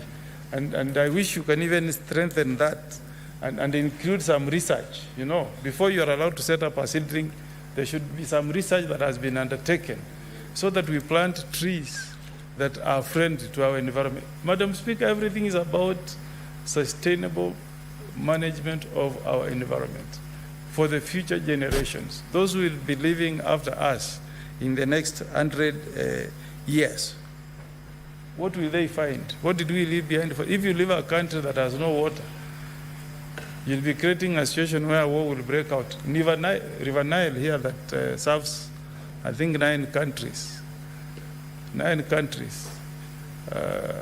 including the Egypt, the Sudan. Madam Speaker, there is a clause there that if you do anything that endangers that River Nile, it can be a ground for war. So I think I support this bill, Senator Haji, and I think we should all support it. Let us see how we can enhance the offenses that you have created so that people can be conscious that we are really serious as a country in protecting our environment. The only way we can assist President William Ruto to achieve is, I think you had something in your manifesto, green legacy economy, is to assist in passing such kind of laws. Without laws, Madam Speaker, people will carelessly cut trees, sell charcoal. I don't know where the charcoal comes from. If you drive along Narok, Mayu Road, you'll find motorcycle riders carrying 5 sacks of charcoal. I don't know which forest is being endangered in that ecosystem. So we should deliberately put in place laws that discourage such kind of acts to ensure that our country attains the 10% tree cover as envisaged in our constitution. So I support the bill, Madam Speaker, and really congratulate Senator Haji for coming up with with these amendments. Thank you, Madam Speaker. Thank you, Senator. Senator Joyce Corriel.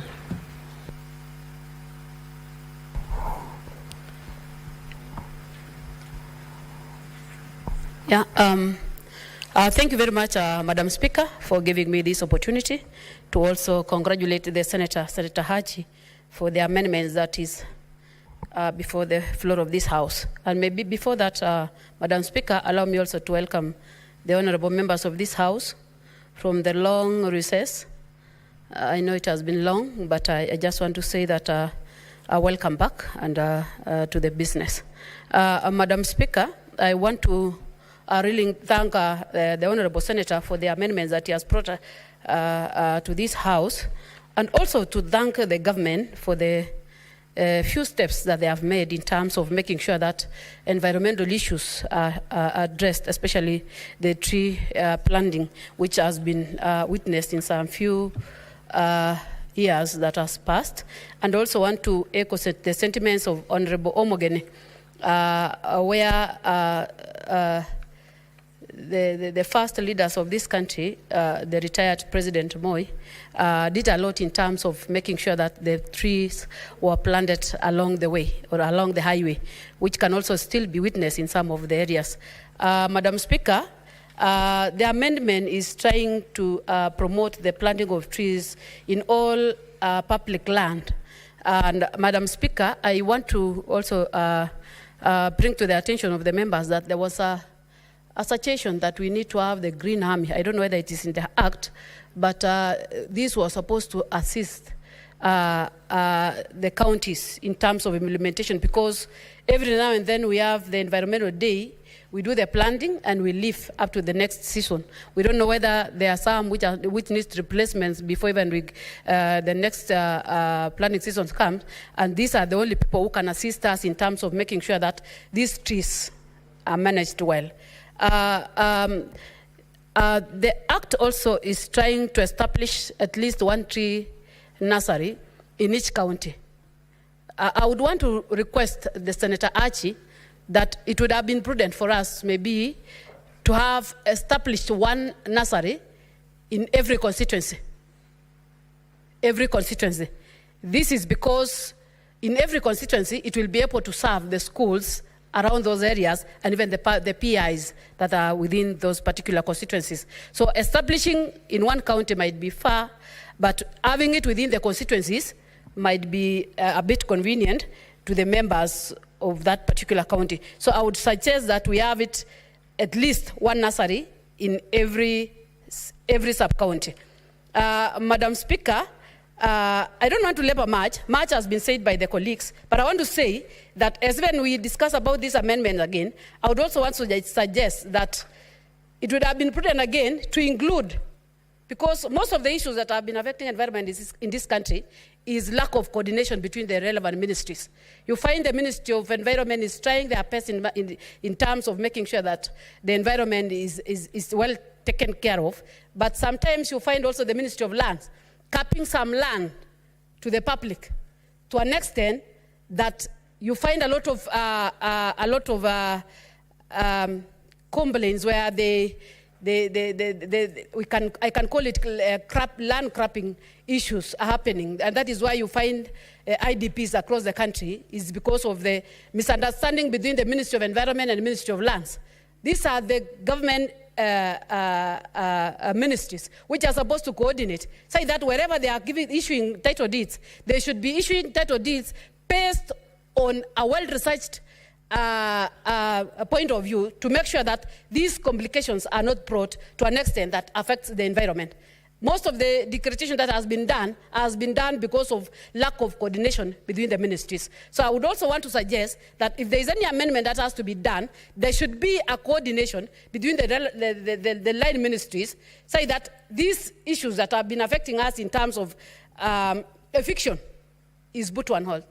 So is put to an end. So I just want to say that I really support the honorable member for the amendment that he has brought. I also want to suggest that despite the fact that we have the bill and we have all these amendments, we need to have the resources, because the resources can enable the county governments and even the national government to make sure that they're already